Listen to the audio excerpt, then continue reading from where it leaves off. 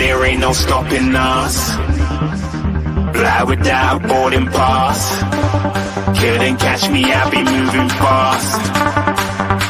Call me a shooting star. Let 'em know who you are. Flying up in a bar. Wish on a star. Time to show 'em who's in charge. Call me a shooting star.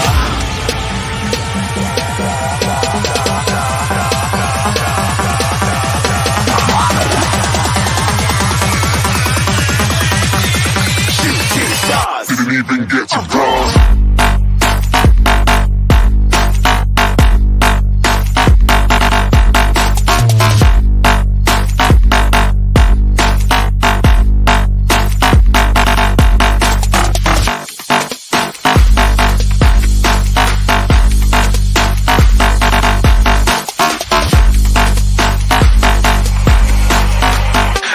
I'm moving too far. Get to glance.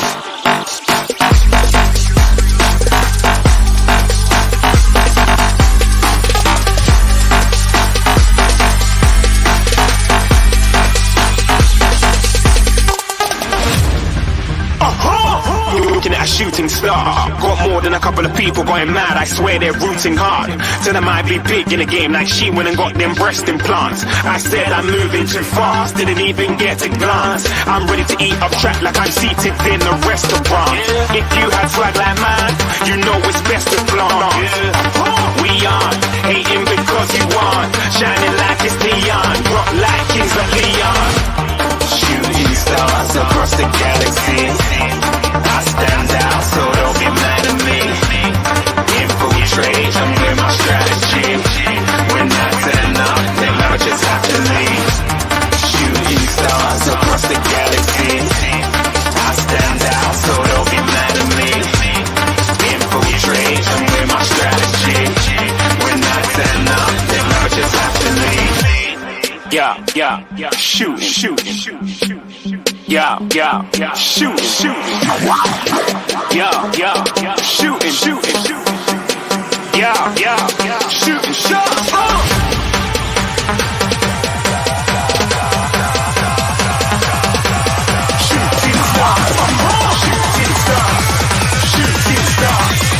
Shooting stars. Didn't even get to bronze.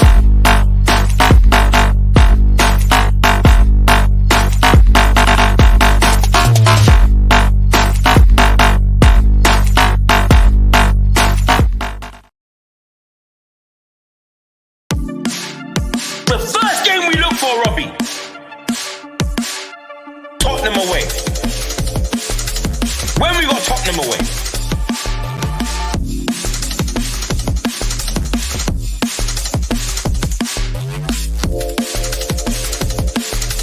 Tottenham away. When we got Tottenham away.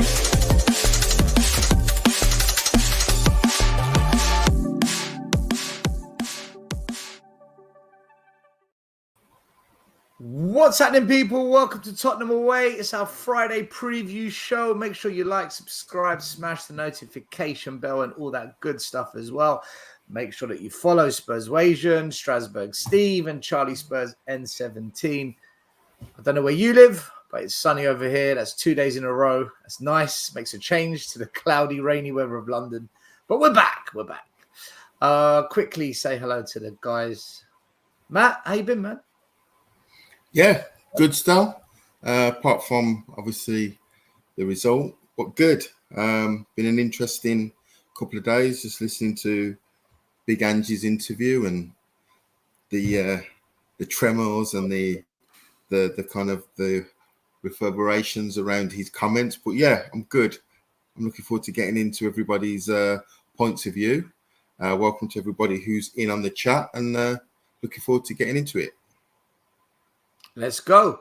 Eugene, how you doing, bro? Yeah, doing well. Right. I told you, right, being 40 over years a Spurs fan, I've been zen about all this rinse, repeat shit that we've been going through for so long. It is what it is. We'll just live through it and let's see what comes out at the end of the tunnel. Exactly. Let's see how we go. Steve, not a Spurs fan, but he's a football fan, and we welcome all fans onto the channel. Steve, how you doing, man? Hope you're good. Yeah, I'm pretty good, man. Just chilling. Gonna watch some footy today and just kick back on my off day. So yeah, doing all right. Can't complain. Doing all right.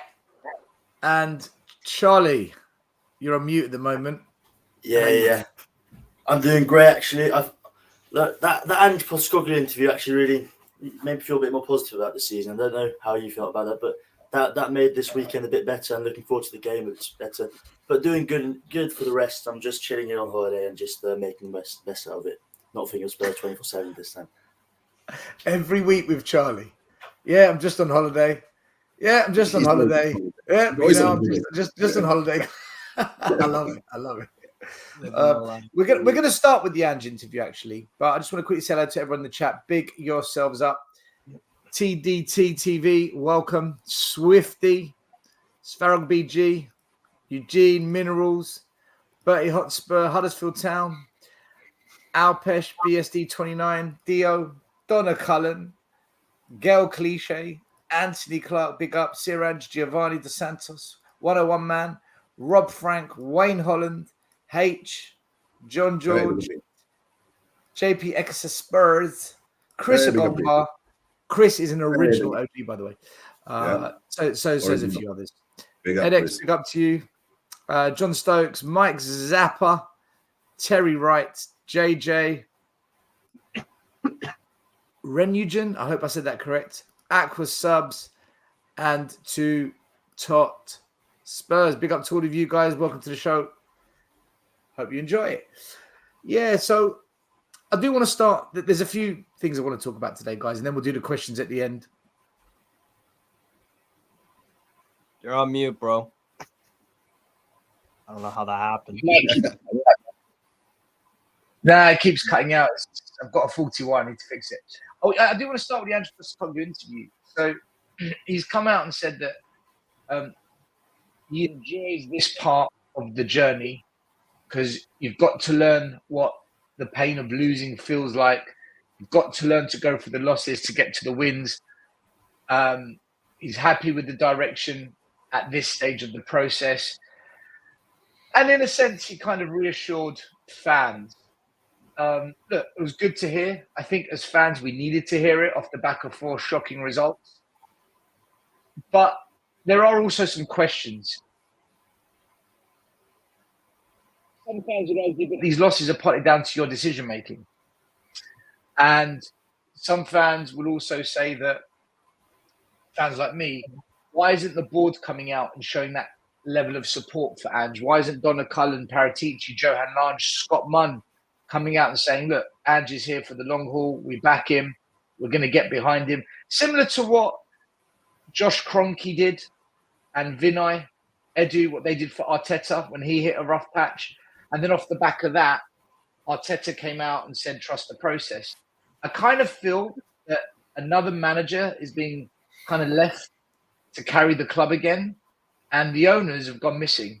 And the people that they've appointed to be in senior director footballing roles have also gone missing.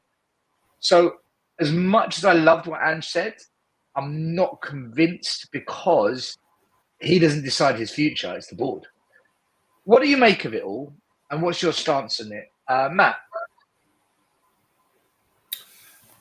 An ideal world, the senior management team release a statement, press conference, whichever way, assuring fans that, you know, he's here to stay and he'll be supported in the next transfer window and in every other part of Tottenham. But we're used to Daniel Levy's kind of regime. So it doesn't surprise me that there's been no official reassurance or vote of confidence. I think Ange's big enough and ugly enough to deal with it himself. Yeah, I was impressed by the interview. Results ultimately is how he will be judged, but he sounds like he has the stomach to fix the problems, and hopefully the next transfer window will go a large part of the way to fixing some of those gaping holes in our squad.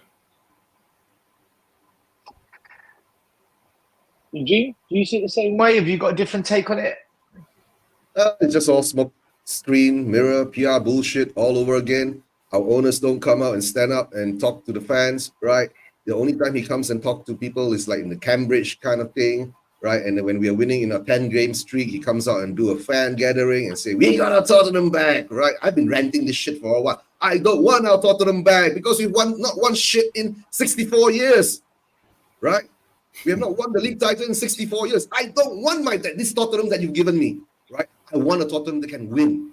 So to me, I've been a 40-year Spurs fan. I've seen it. It's been done before. It's been whitewashed, redone it, and just come out. Most probably, it's all written for him by the PR team. So he has to say what he's got to say, right? He has to bring the fans up again, ensure them everything will be okay. But guys, it's all rinse and repeat. That's all I see. Rinse and repeat. Steve, so you as a Newcastle fan, you've experienced years and years of Mike Ashley and the things that he's said, but he sold up. Now you've got new owners. I don't know what they're saying to you as fans, but when you take your experiences as a Newcastle fan and your two different owners that you've kind of been a fan under, what do you see when you hear the comments coming out of Spurs from Ange and the lack of comments coming out of our board? How do you perceive it as an outsider? I mean, Levy's not one of those guys that really talks much unless he's saying something stupid, like at the conference with the fans, trying to get people all gassed up, saying, "Oh, we got our Tottenham back after how many games was that? 7, 8, 9 games in, maybe." So I'm not surprised. That's just kind of he's and Joe Lewis is even more like completely. He don't talk. I don't hear anything about. Nobody knows what's up, like anything about that. So I'm not surprised. And it's kind of always, for me, just always been that way with your managers. Like they're the ones explaining a lot. They're the ones talking a lot, having to defend whatever's going on. So I'm not really that surprised, to be honest. But I will say though about like you wanting them to have like a, what's it called? Like one of those like, a statement where it's like, I'm backing the manager. For me, I usually find that as kind of a concern because it's like it's gotten to a really, really bad point. Like I think Chelsea did it last year with Potter, and then 2 weeks later, he got sacked. So I feel like whenever clubs do that kind of the statement of backing, it usually kind of means that like it's getting really, really bad, and like they know the end is near. They just have to kind of save face and put on an act kind of thing. That's kind of what I think about it. But yeah, like Postecoglou, in terms of like what he said from I looked up on Twitter real quick. He said something about like he's congratulating the Spurs women about the FA Cup thing, which is nice. He said something about, yeah, you're right, like about the losses and stuff, and adversity kind of thing. So yeah, he's a good public speaker. Postecoglou, pretty blunt, direct, but. Yeah, he does. Clearly, the set pieces thing still kind of bugs him when he gets asked about it. But like, yeah, overall, this is kind of the Ange I saw at Celtic whenever I looked into whatever he said at Celtic. So, but yeah, I'm not surprised that Levy is saying nothing. That's kind of how he operates, I think. So, Charlie, at the start of the show, you said that his interview made you feel better about things. Do you want to explain? Yeah, and like to back Steve, I think he is right, because Arsenal had a complete crappy season. They were playing horrible football and all that stuff. And if the board didn't come out and say we backed them, I think the fans would have been going to mayhem. With Tottenham, we've had 4 bad games. We haven't been playing good for a half season, but we're still 5th. Like we're not at the same point as they are. So I know I'm taking a bit of a different stance than you are on this one, because I think yes. Because basically what the interview says, like he came in with a team that last year was not playing how they wanted to play. Like it was going on a decline, all this stuff. How he's trying to improve it, and how the first 2 transfer windows is going to do it. And in those aspects, I completely agree, because 2 transfer windows is not going to help a team go from 8th with a decline to bloody 4th or 3rd. It takes time, and I feel like what he has said makes more sense and gives me other perspective of how I saw it before, because. Before it was all like, yes, but the board hasn't said this, but this. But now I see it more as if he's come out to say, and maybe you say it's a PR stunt, but I still think that he did it for himself because he knows how the fans are feeling, and because he played at Celtic with a great fan base. He didn't play, he managed Celtic. All these people, they want to have reassurance of the manager, and I think this basically, in a way, helps me or maybe other fans to see what he really wants to do. See, my question is more around. I don't think most fans from the podcasts and YouTube channels I've listened are so much focusing on the manager as much. Yeah, they are. They are focusing on Ange and his decisions, and they want to hear from him, of course. But I think a lot of fans, the big concern, and what I'm hearing on non-Spurs channels is, will Levy back him? Will Levy bring in the kind of players he needs for his system? I heard it on very balanced platforms as well that aren't anti-Spurs or Spurs lovers. And this is why I'm saying I need the board to come out.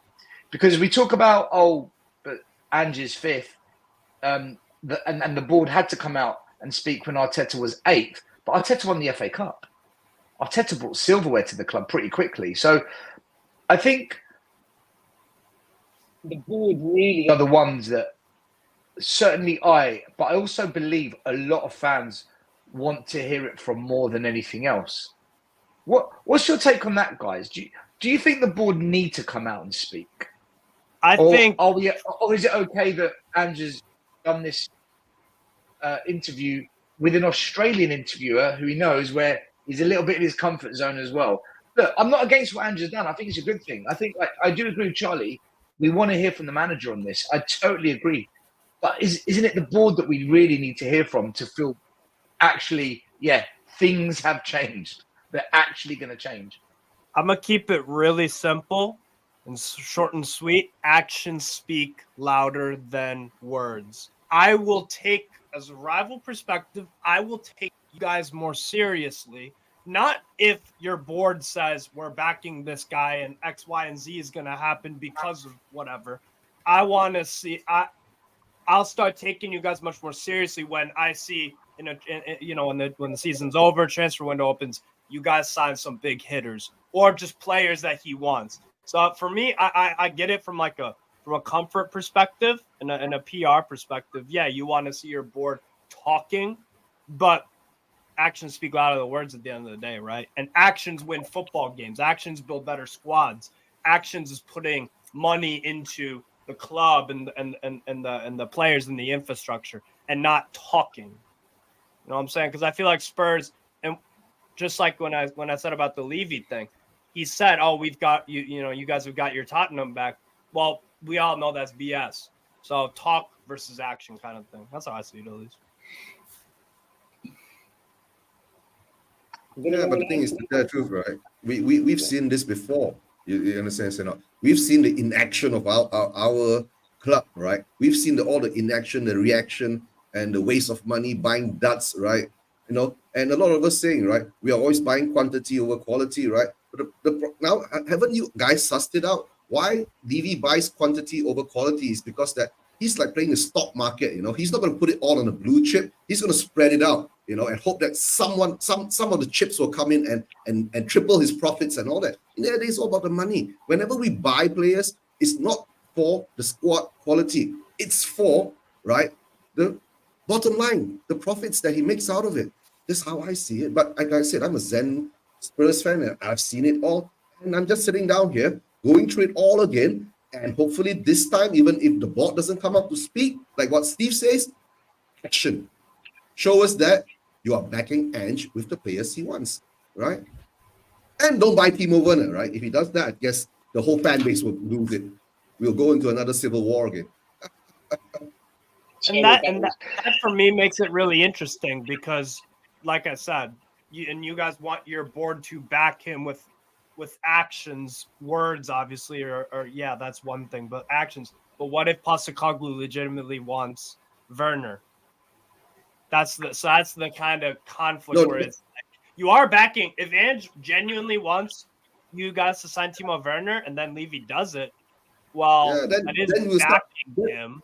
But I'm talking about backing in terms of you go and buy a Branthwaite instead of Federico Gatti from Juve for 20 million. because if this manager genuinely wants Timo Werner, then I cannot And it's back the over. manager. No, that's what I'm saying. I personally can't back it because to me that's an acceptance of failure. I know where it ends if I see Timo Werner playing for us. I know how the story ends. So. Yeah, but still, there'll be a bunch who will want Werner in, then there'll be a bunch who want Werner out, then the bunch who wants Werner out will turn into Ange out. Then this whole cycle of what call mishmash, bing bang bong again, and then Levy will get his millions again. Then in another 2 seasons, Levy will get another 3 million bonus. For whatever reason he gets his bonus as well. Matt, what makes you, as a Spurs fan, and you, Charlie, what makes you two think that Levy will change his ways? Because I think the issue is pretty much every Spurs fan, if they're honest and they're not just trying to be a happy clapper, which a lot do, but if every Spurs fan's honest, there's no history or evidence to prove that Levy's back to manager. So isn't that the big concern? It's we've been here before, right? We've seen this all before. But Ange is prominent on getting rid of players and getting players in. And you've never really heard a manager in the past saying, I want to get this amount of players out and I want to get this amount of players in. Ange feels way more to the point than other managers have been, which gives me more of a feeling that yes, he will. And I know it sounds like a happy cup thing, but Ange is more direct than other managers were. He is saying, I want these guys to get out of the club, and if they're not going to get out of the club, it's not going to work out for me. If that was true, right? Let's go on the assumption that you're right. Why did he accept 11 new signings in his first year, of which only 2 have really worked out? You mean what do you mean, Ange's signings? Well, Free, right? The Ange. Free signings. No, Ange's made 11 signings. Yeah, but 3 of them worked out, not 2. So Vicario has worked. Van de Ven has worked. And Maddison, I'd say for half a season has worked. Maddison has been a very underwhelming signing after the first 10 games. It was looking good. It was looking good at the start. The injury you can't blame, but since he's came back, woeful. So it was looking good. I'll give you that. That's as far as I'll go with Maddison. Even questions about Vicario are being discussed now. Is he susceptible to set pieces and corner kicks? There's questions saying that he just doesn't stand his ground, command the box in these situations. So, but I put him in because he's shown us a lot more good than what he has bad moments. So, but I'm just saying, if Ange is really to the point he's going to sort this out, why did he accept 11 players in one season where only 2 have worked out? That concerns me. It's not me being Levy out. I'm concerned by the amount of players we brought into this club that haven't worked under this new system. Matt, do you want to jump in on this? Yeah, look, I think there's a combination. I think that as fans, we've been skeptical of Levy's ownership over the years.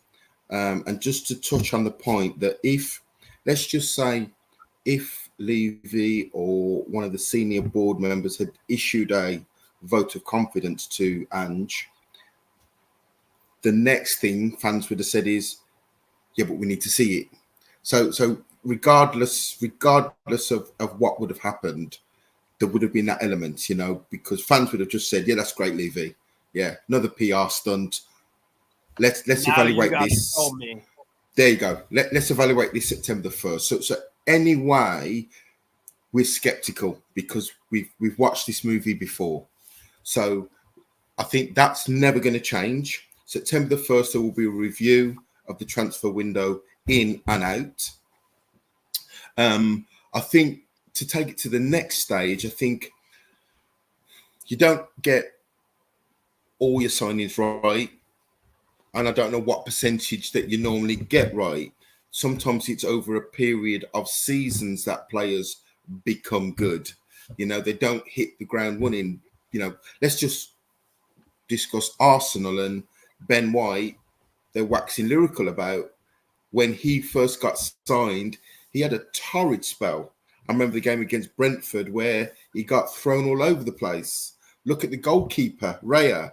He had a torrid start. So I think I understand we are very reactional. So we evaluate it on a game-by-game basis. But I think most of us would like to think that Maddison will become the player that he showed in the first 10 games. I think that's whether he's going to be the Christian Eriksen replacement, but I think Maddison will have better games than worse games. The question marks, I get your point, Stow. The Timo Werner and the Brendan Johnson are the big question marks for me. I would like to think that Timo Werner doesn't become permanent, so that gets rid of that question. Hindsight is a massive thing. If you could have played this season up to now at the start of the season, and then you'd have looked at Kudos or Diaby or several attacking forwards, would you have put that money on Brendan Johnson? You probably wouldn't have. But Adge seems to always say that he signed Brendan Johnson and Dragusin not just for now, he signed them for seasons to come. So a cliche, but let's have this conversation again next season. I get that point, because to be fair, let's look at Newcastle. Joe Ellington was horribly misprofiled as a player under Steve Bruce. Horrific. And we paid a lot of money for him, especially for a Mike Ashley signing. 45 M's from Hoffenheim, where he played in midfield, in a midfield 5. He played either on the left or he could do a job as a wing back, never as a striker. I never watched Hoffenheim before we signed him and said, oh, he plays striker. No, I always saw him in midfield. I always saw him grinding. And it took until Eddie Howe, about 2 or 3 years roughly, to say, I remember it vividly. It was a game against Norwich. We got a man sent off, and Eddie Howe moved him into midfield. Rest is history. Now everybody has nothing but positive things to say. There's a big difference, with Newcastle, with when we have him in midfield and when we don't. Anthony Gordon did not get off to the greatest start at Newcastle, like when we bought him last January. He wasn't playing, and there was the moment last season we were playing Brentford when he got visibly angry and furious. But he went to England tournament, played really well in that 4-4-2 next to Gibbs White. So he had a good tournament, was player of the tournament, won that Euro U21 with England, had a great preseason, watched him in the US. He carried momentum. And then right now, people, again, he's a very good winger in the league, and he's produced a really good season. So you're right, Matthew, in terms of sometimes signings don't pop right away.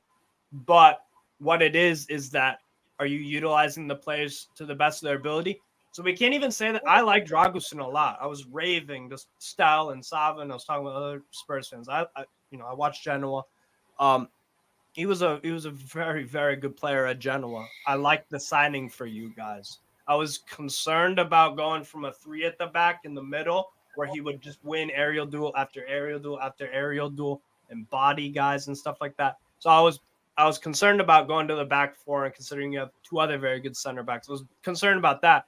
But I just figured Ange would use some, every once in a while he would play a Dragusin if a Van de Ven was injured or something like that. But so if you bring in a new man, let's say like the house does fall down on Ange next year, you bring in a manager that plays 3 at the back, I would expect Dragusin to play in the middle of that back 3.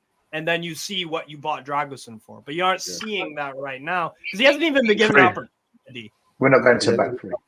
We're not going to but Steve, no.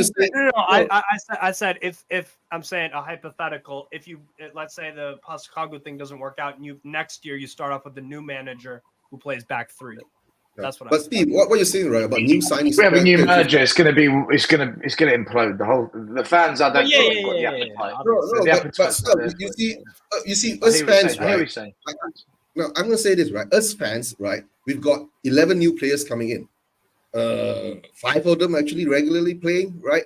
And Vicario has looked good in the beginning, and now he's been sussed out with his corner kicks and all that, and set plays. And then you've got VDV coming in. He looks good. Udogi looks good, right? All coming in. But these guys are playing in their first season, right? They might just look good for that first season. What if they turn to shit the next season? That's my biggest fear, right? There's a possibility for that too. Eugene, or they might improve after a second Or they might season of improve. playing the system. Yeah, they might Go improve. both ways, right? Yeah, but now what we've seen, right? Vicario was so good, right, in the first half of the season, but when he got sussed out with his corners and set pieces, he's looking wobbly now, right? Van de Ven, In that aspect, he's looking wobbly. Shot stopping, he's been exceptional. Yeah, I have to disagree. Right. I have to disagree. He's looking wobbly, right? And then you're looking about VDV. VDV, I can tell you he's good. VDV is quality there, but my fear is, right, I've been saying this, the way he comes back to cover, right, sooner or later, right, he's going to be on the medical table most of the time because he'll be busting his hamstrings all the time if we have to cover all the time like that. We've seen Udogi. Udogi's got his injury and he's gone off for his surgery and he won't be back until next season. So the signs are there, bro, guys. You get what I'm saying? Now? If we don't get the quality people to actually cover players like VDV, Udogi, and all that, we're going to run them into the ground. It's like what we did with Kane and Son. When was it? Is it when Mourinho was in charge? They had to play like every single game. Yeah. Right. And that burned them out, right? And when that burnout carry on onto the next season and next season, and that's when we see them losing their luster and all that. Charlie, you disagreed with something. Yeah, with Vicario. Like Vicario has been sussed out. I know with like the thing, but now we have been sussed out with our zonal marking. We have seen zonal marking doesn't work out. And if a player like Kai Havertz doesn't get marked and the ball goes straight to the back of straight to the top corner, Vicario can't do anything about that. You can say, he has to go in and punch the ball away. But if he does that, he leaves another space open behind him. Like, I know the goal against Manchester City and there was another goal against Everton. Or no, not Everton, like another goal, I can't remember the game. Yeah, those are his faults. But now we found out, and it's not the same goals are not happening anymore. Now it's just because how we are marking as a team. And I think you can't give Vicario the fault for that. That's a fault of the higher ups and the managers. Because how we are defending set pieces leads to the goals. It's not because Vicario isn't a good keeper, because Vicario isn't Superman. Like if the ball's going to the top right corner, it's nearly impossible. Maybe Manuel Neuer could do it in his prime, but not everyone can do that. Yeah, Manuel Neuer balls in the Bernabeu 1-0 up. So yeah, and he dropped a clanger, right? That's what I heard. I couldn't believe he did that. All right, well, look, we're going to wait till the summer. We'll see what transfers come in, and I guess that will pretty much decide it all. One thing I do want to discuss with you guys, and I'm glad we've got Charlie and Steve on, because Charlie watches a lot of Dutch football and Steve watches a lot of European football. The Premier League. Aston Villa, fourth in the Premier League, got humped home and away, 6-2 in aggregate against the fourth best placed team in Greece. Apparently, the Premier League is the best league in the world. Guys, no English sides progressed to any European finals. In fact, the Germans have done extremely well. And so has an Italian team. So is there evidence to suggest, and of course, Real Madrid are in the final. Is there evidence to say that actually Spain, Germany, and Italy, they've got better leagues? They had more teams in semi-finals, and they've got more teams getting to the finals. None of the Premier League teams have got there. And let's be honest, if you look at this, I'll come to you, Charlie. And if you look at it this season, other than Arsenal and Man City, who's actually been good? Like, who's genuinely been good this season? Yeah, Charlie, go for it. I've got something to put it in another direction. Look, if you look at the Bundesliga and the Premier League is a hard game week in, week out. The Bundesliga, you've got a couple of games, like 10 games, let's say. It's easy. You can put your second team, all this stuff. In the Premier League, you do not have the chance to put in your second team. We play more games. We've got more cups. And then when we go to Europe, you can say, well, these teams have progressed because they have easier leagues. They have easier cups. They have less games. The competitiveness in their league is way less. If you go to the Premier League, and if you play against the mid-table, that's not easy to play against the mid-table. Like maybe like 20th, 19th, and 18th are hard, but the rest are all like still pretty hard. You can't play with your second team against the Fulham, let's say. You'd lose. The difference to like, let's say Bayern Munich playing against Hoffenheim or something. They could play their second team. They don't have to play their full strongest team. Then they've got better teams that they can play out for the Champions League, let's say. So in that aspect, I think you can't really compare it in that way. Because let's say we put Leverkusen in the Premier League, I don't think they'd be unbeaten. They'd lose way more games. Let's say you put that Italian team in the Premier League, they wouldn't be as far in the Europa because in their league it's less competitive and easier to go through, and they can use more of the second team, more of the third team. That's how I see it. Are we being disrespectful, Steve? Are we being disrespectful to these leagues? Because no one's going to convince me that Atalanta would finish top 4 in the Premier League. No one's going to convince me that Olympiacos would finish top 4 in the Premier League. Olympiacos. Not Olympiacos. I'm saying Atalanta could. Their squad depth is actually really good. They have a really good manager as well. And by the way, I predicted Atalanta when the draw was made. I said they beat Liverpool. I said they'd advance.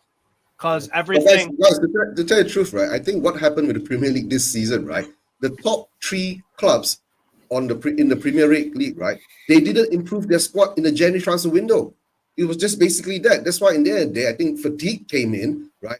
All the games that Man City had to play last season to win the treble, right? And Man City didn't improve that much in their squad in the January transfer window.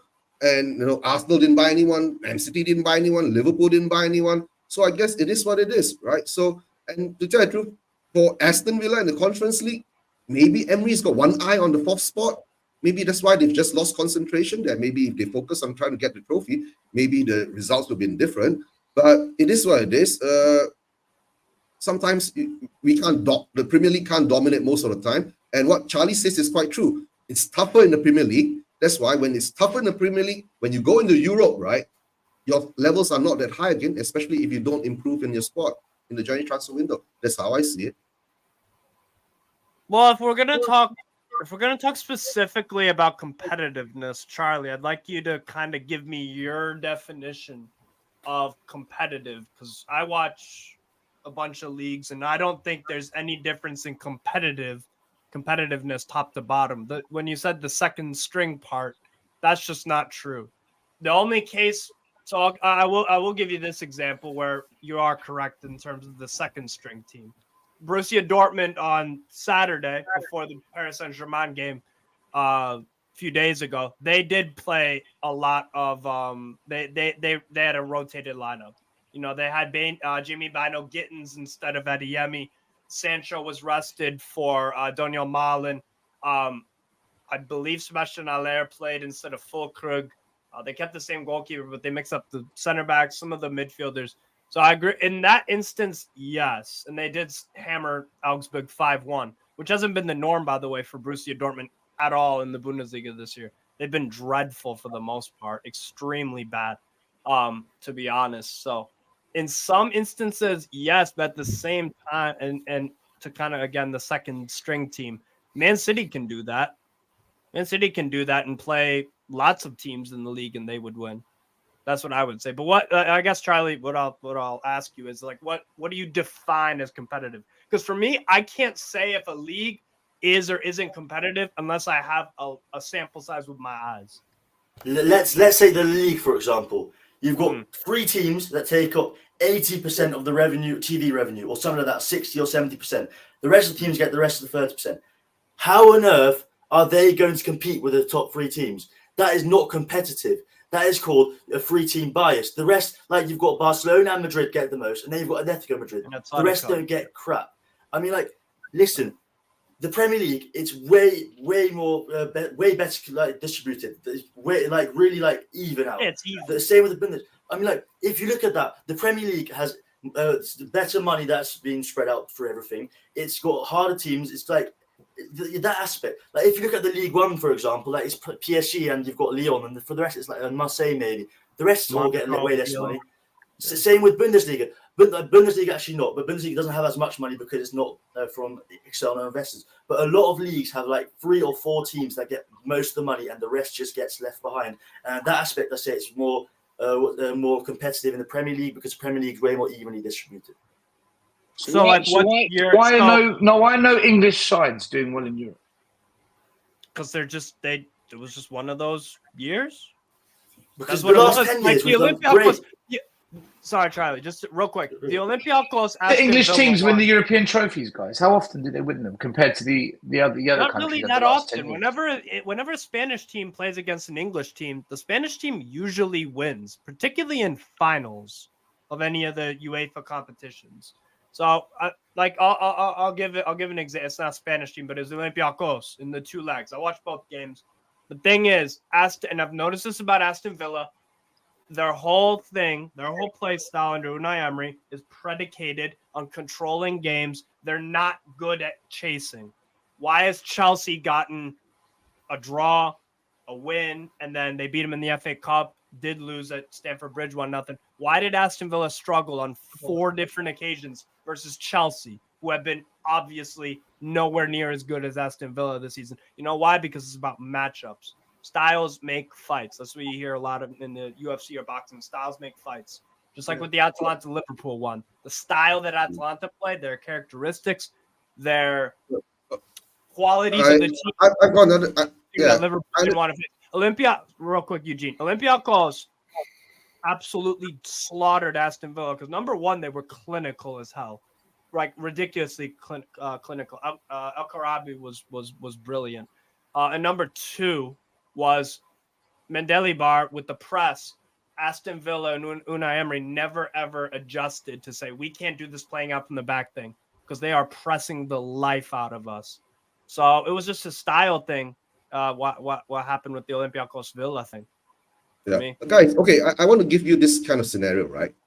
Whenever the Premier League teams win the Champions League, right, it's always between 2 Premier League teams. Have you not noticed that? Very seldom when a Premier League team comes up with another team from another what call a league, right, usually wins it. The only one I can come to remember is, I think it was the Liverpool against AC Milan game, right? That was one that Liverpool won. You understand? The others I've seen, Liverpool beat Spurs, right? Chelsea beat M City, if I'm not mistaken, one time, and the other last time was M City beating Chelsea. Have you not noticed, right? 2 English Premier League teams go in, and the English Premier League will be up there winning the title. If not, if there are any other examples of Premier League against another league in the Champions League? Final? Well, think about it. So the finals since 2000, Barca beat Man United twice, 2008 and 11, I want to say. Trying to think if there was any an England team versus. Destroyed Man United at Wembley. I remember that game. They told them to. Guys, we're talking about leagues, not teams. Like the but the teams are in those leagues, aren't they?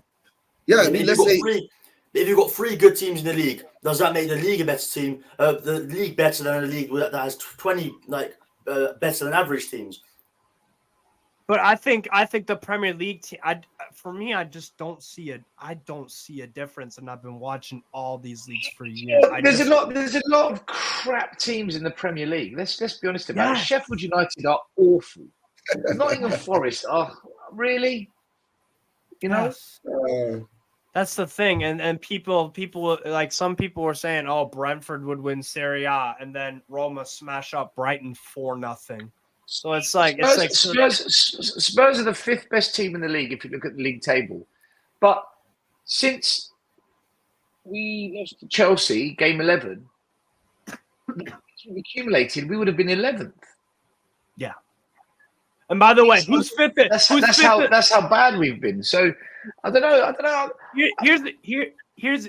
Oh, sorry. I think we undervalue. I think we undervalue the German, Italian, the Spanish leagues as a whole, and France as well.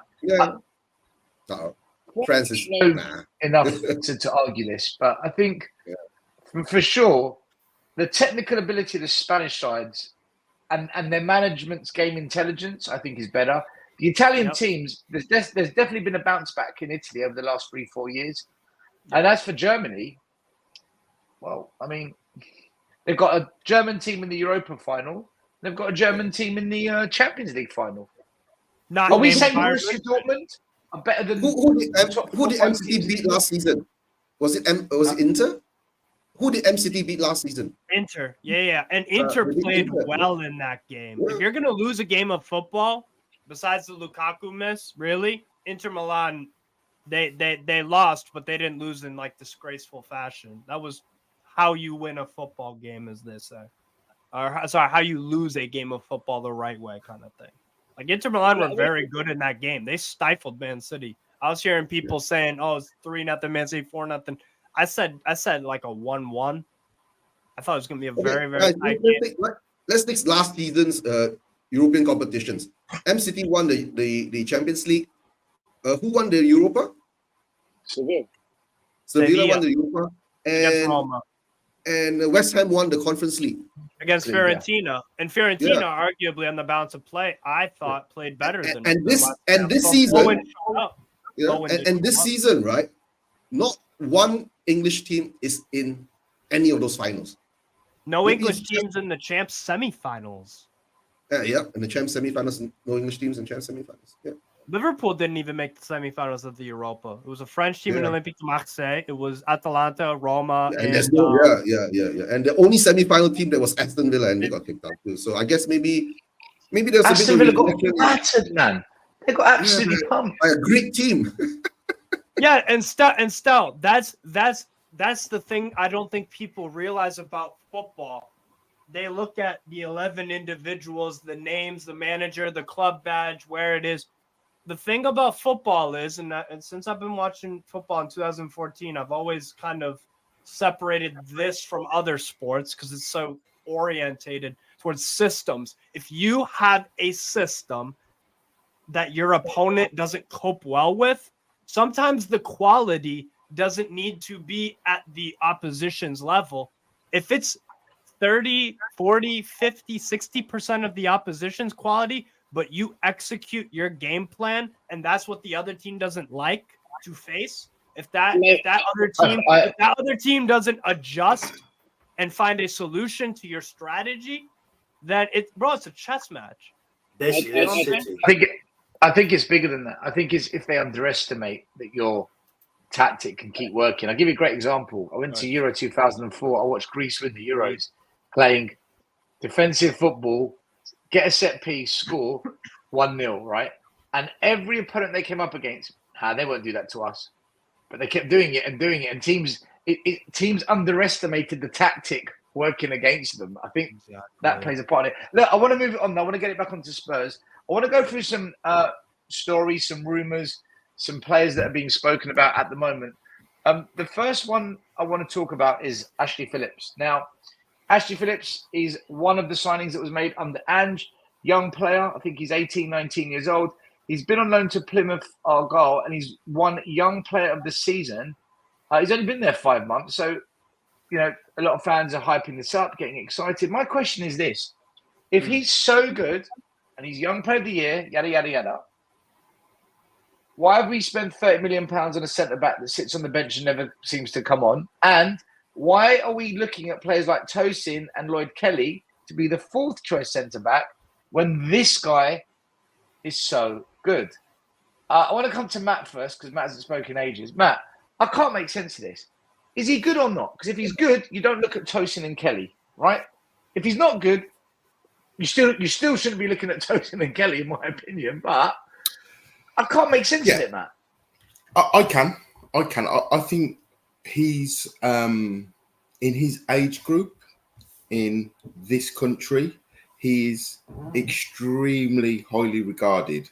And my criticism of Tottenham when we were challenging for titles and we were challenging for trophies, 2016, 2019, we didn't have the backup. We didn't have the youngsters coming through. So when Toby and Vertonghen aged at the same time, we didn't have a contingency plan.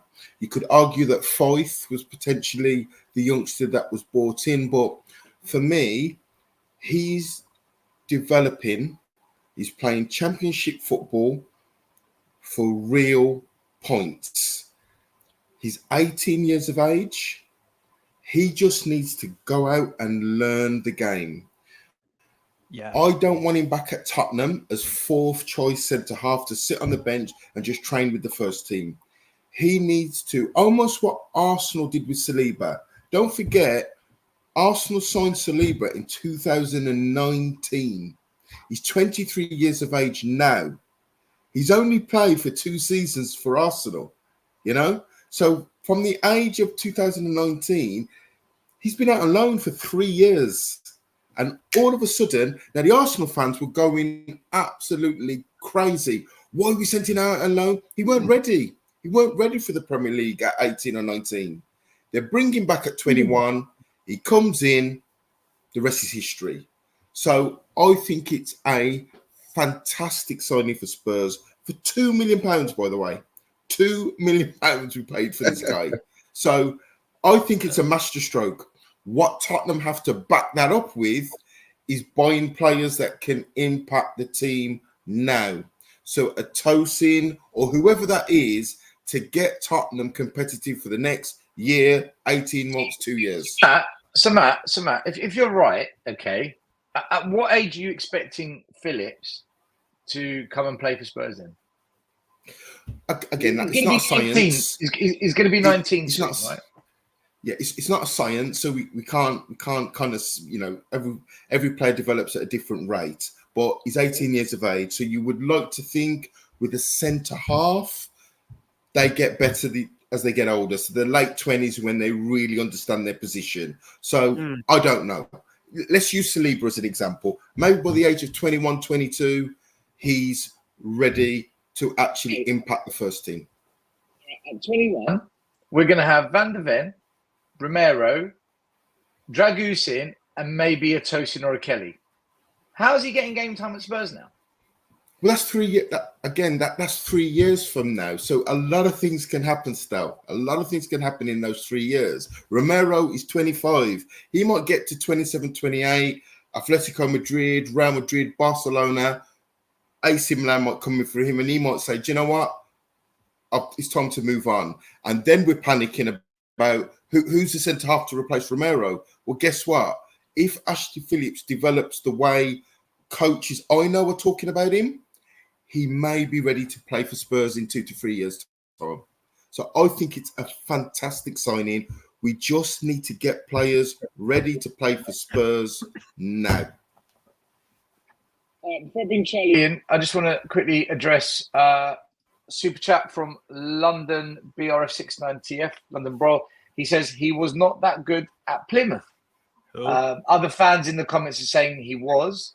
Also, D-Boy, I'm going to do all the questions at the end. So I'll save this at the end because I've got lots of other questions as well. So I'll make sure we do your super chat first. Yeah, Charlie, go for it. So I just say, is it smart to look at the centre backs and is he ready for Premier League? I say no because he's had a year or no in is it Championship or League 2? I don't know what league. Just Championship, right? Plymouth or Championship. Yeah. But that does not mean that he's ready for Premier League. So I say give him like a year or two more on loan, like Matt says, because then he'll be ready. At this point of time, he's not going to be ready for the Premier League. He isn't physically built enough, and Plymouth is a struggling team. So let's say give him another year or two, make him like completely ready, like fit for the Premier League. Maybe loan him out to like an Italian league, which is like really physically demanding, or maybe loan him out to like a lower Premier League side just to see how he does.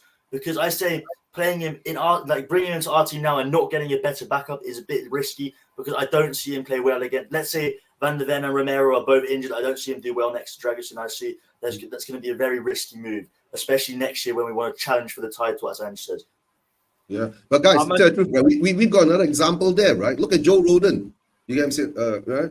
He went to Leeds, and he was smashing it at Leeds. You know, for Ashley Phillips, what I want to see him do is okay, he's done well at Plymouth, but where is Plymouth in the Championship? Unless he goes to a team in the Championship, right, who is actually fighting for promotion to show that the level has got up, then maybe you can bring him back in. All right, or like what Charlie says, loaning up to an Italian league, right, or maybe a lower team in the Premier League to learn his trade. But at this moment in time, how to bring him back? You get what I'm saying? Like, what Stel says is that, you know, we're going for Tosin. To tell the truth, I don't mind Tosin. I've seen Tosin play for Fulham before, right? He's good with his head. He defends well in set plays and all that. But the thing is that when you have too many seniors there and then you don't bring in the youngsters and all that, and tell the truth, right? What about our youth? Yes, our academy players, why they are not going to get a chance if this goes on over and over and over again, right? That's how I see it. Development. I was just gonna say, if anyone with Tottenham, and if anyone from Tottenham Hotspur, happens to catch this video, I'm going to give you a little nugget of what you should do, because this is the smart thing to do. You go buy Nico Schlotterbeck from Borussia Dortmund. and you say to him, Ashley Phillip, 2-year loan, you learn off Mats Hummels. Let's go. Do it. Because that's what you need. That fulfills the need of Steve, do you know who you're talking to? Sorry. I'm saying, if anyone from you know who you're Tottenham talking is to? looking at this, bro, I'm gonna give you free advice, and I'm a rival, but I know what I'm talking. I know what I'm talking about a lot of the time. If y'all sign Nico Schlotterbeck, who I think would be a very good purchase for you, for us, for a lot of teams, very, very good center back. A bit mistake prone at times, but honestly, like during the Champions League run, he's impressed me a lot. You go by him, 24 years old. He could, if Ange chooses to play the rotate center backs, what you do is you actually rotate him. Like, rotate Schlotterbeck. He's a good player. Van de Ven doesn't have to play every single game. Romero We does. attract those caliber of players, man. Like, for me, I just think Ashley I Phillips. don't think Schlotterbeck's attainable. I think Ashley Phillips just needs to go and play for a low-level Premier League side or go and play in the Championship. I think that's what he needs. You wouldn't good loan Ipswich. Phillips. You wouldn't loan Ipswich. Ashley Phillips. Wait, so Stel, you wouldn't loan Ashley Phillips to Borussia Dortmund, where they have an immense track record of developing youngsters. Of course we would. And You know, considering I never also, said that. Yeah, what I'm saying is that also look at the English talent recent years that has made their name at Borussia Dortmund. The next one up is going to be Jamie Steve, Vardy. we agree. We should loan him to a higher level club. I agree with that. I don't disagree with that. I agree with you on that. What did you disagree with? I disagree that we should go and get Schlotter. He's not leaving Dortmund for Spurs. You don't think so? Okay, all right, first. No Champions League player, especially finalists now, is going to come to us unless they're at the end of their career, like Casemiro. Yeah, but Schlotterbeck's only 24. Yeah. But we don't buy players at the end of the career. He's not so. leaving Dortmund.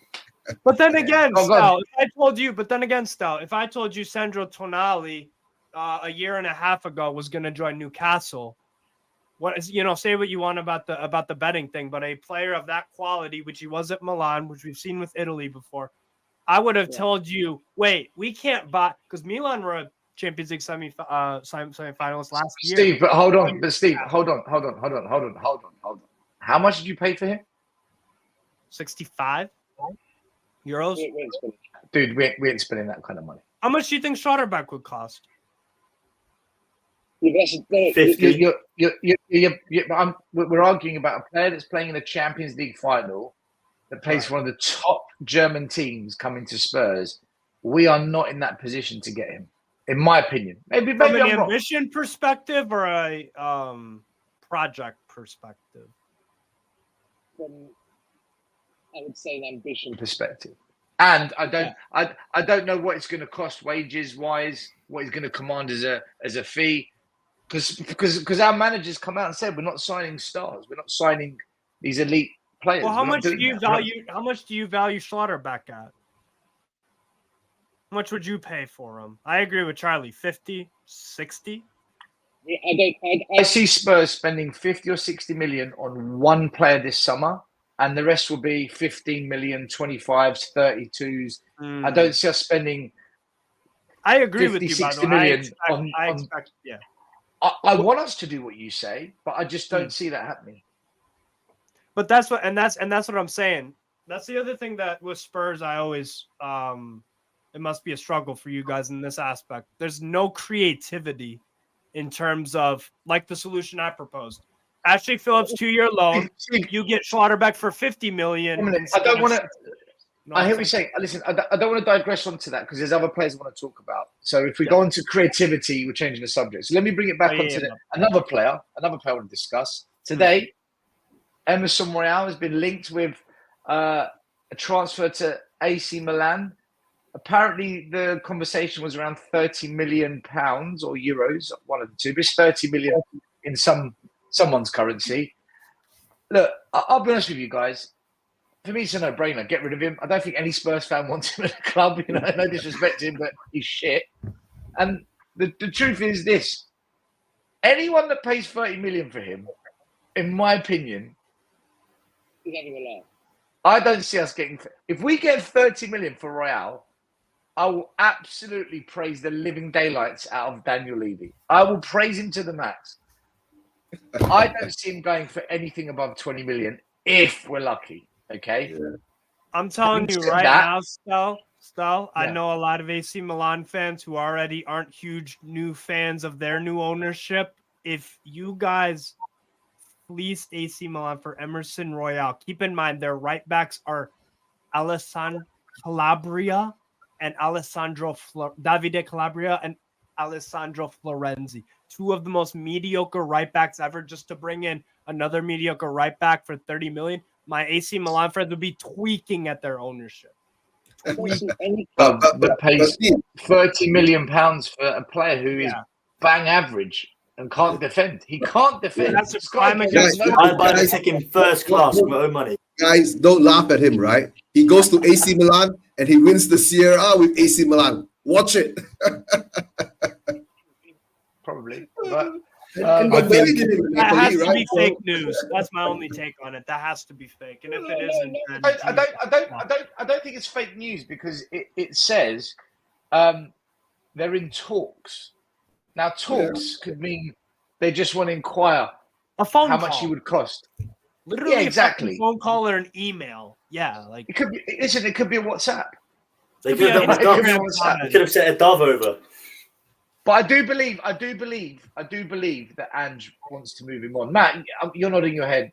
I think Ange wants to move him on as well. I think that would go up there with Man City paying 9 million for Benjani from Portsmouth. I think it would go into that level of where did that come from?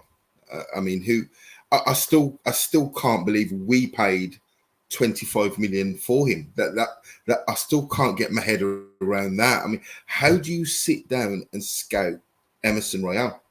Like, in what football match do you sit down and say, guys, we've got to sign this guy? Guys, what? Look at his 2-second highlight reel, and then you see it. no, all. guys, Look at when his we 2-second actually going highlight for reel. Tomiyasu during that debacle time, right? We were actually chasing Tomiyasu throughout that Yes. throughout period, and all of a sudden, right, Emerson Royale came out from nowhere. We were going like, what? But he was a prospect. And He to was a prospect. just to sum it up, we pulled out of the deal for Tomiyasu. It wasn't the club. We pulled out the deal and signed Emerson Royale. I mean, just if you need a knee in the groin, I mean, just what an awful bit of business. Yeah. Welcome. Yeah. Congratulations. I to remember Arsenal. But what I will say is I do think it's fake or there's something because AC Milan, who is their manager next season? They're not going to continue with Pioli. So if they don't even have a manager in the building, why are they looking to sign Emerson off for 30 million? AC Milan are boycotting the stands. They're emptying the stadium in protest. They're letting the owners, they're letting the people know this isn't going to carry on like this.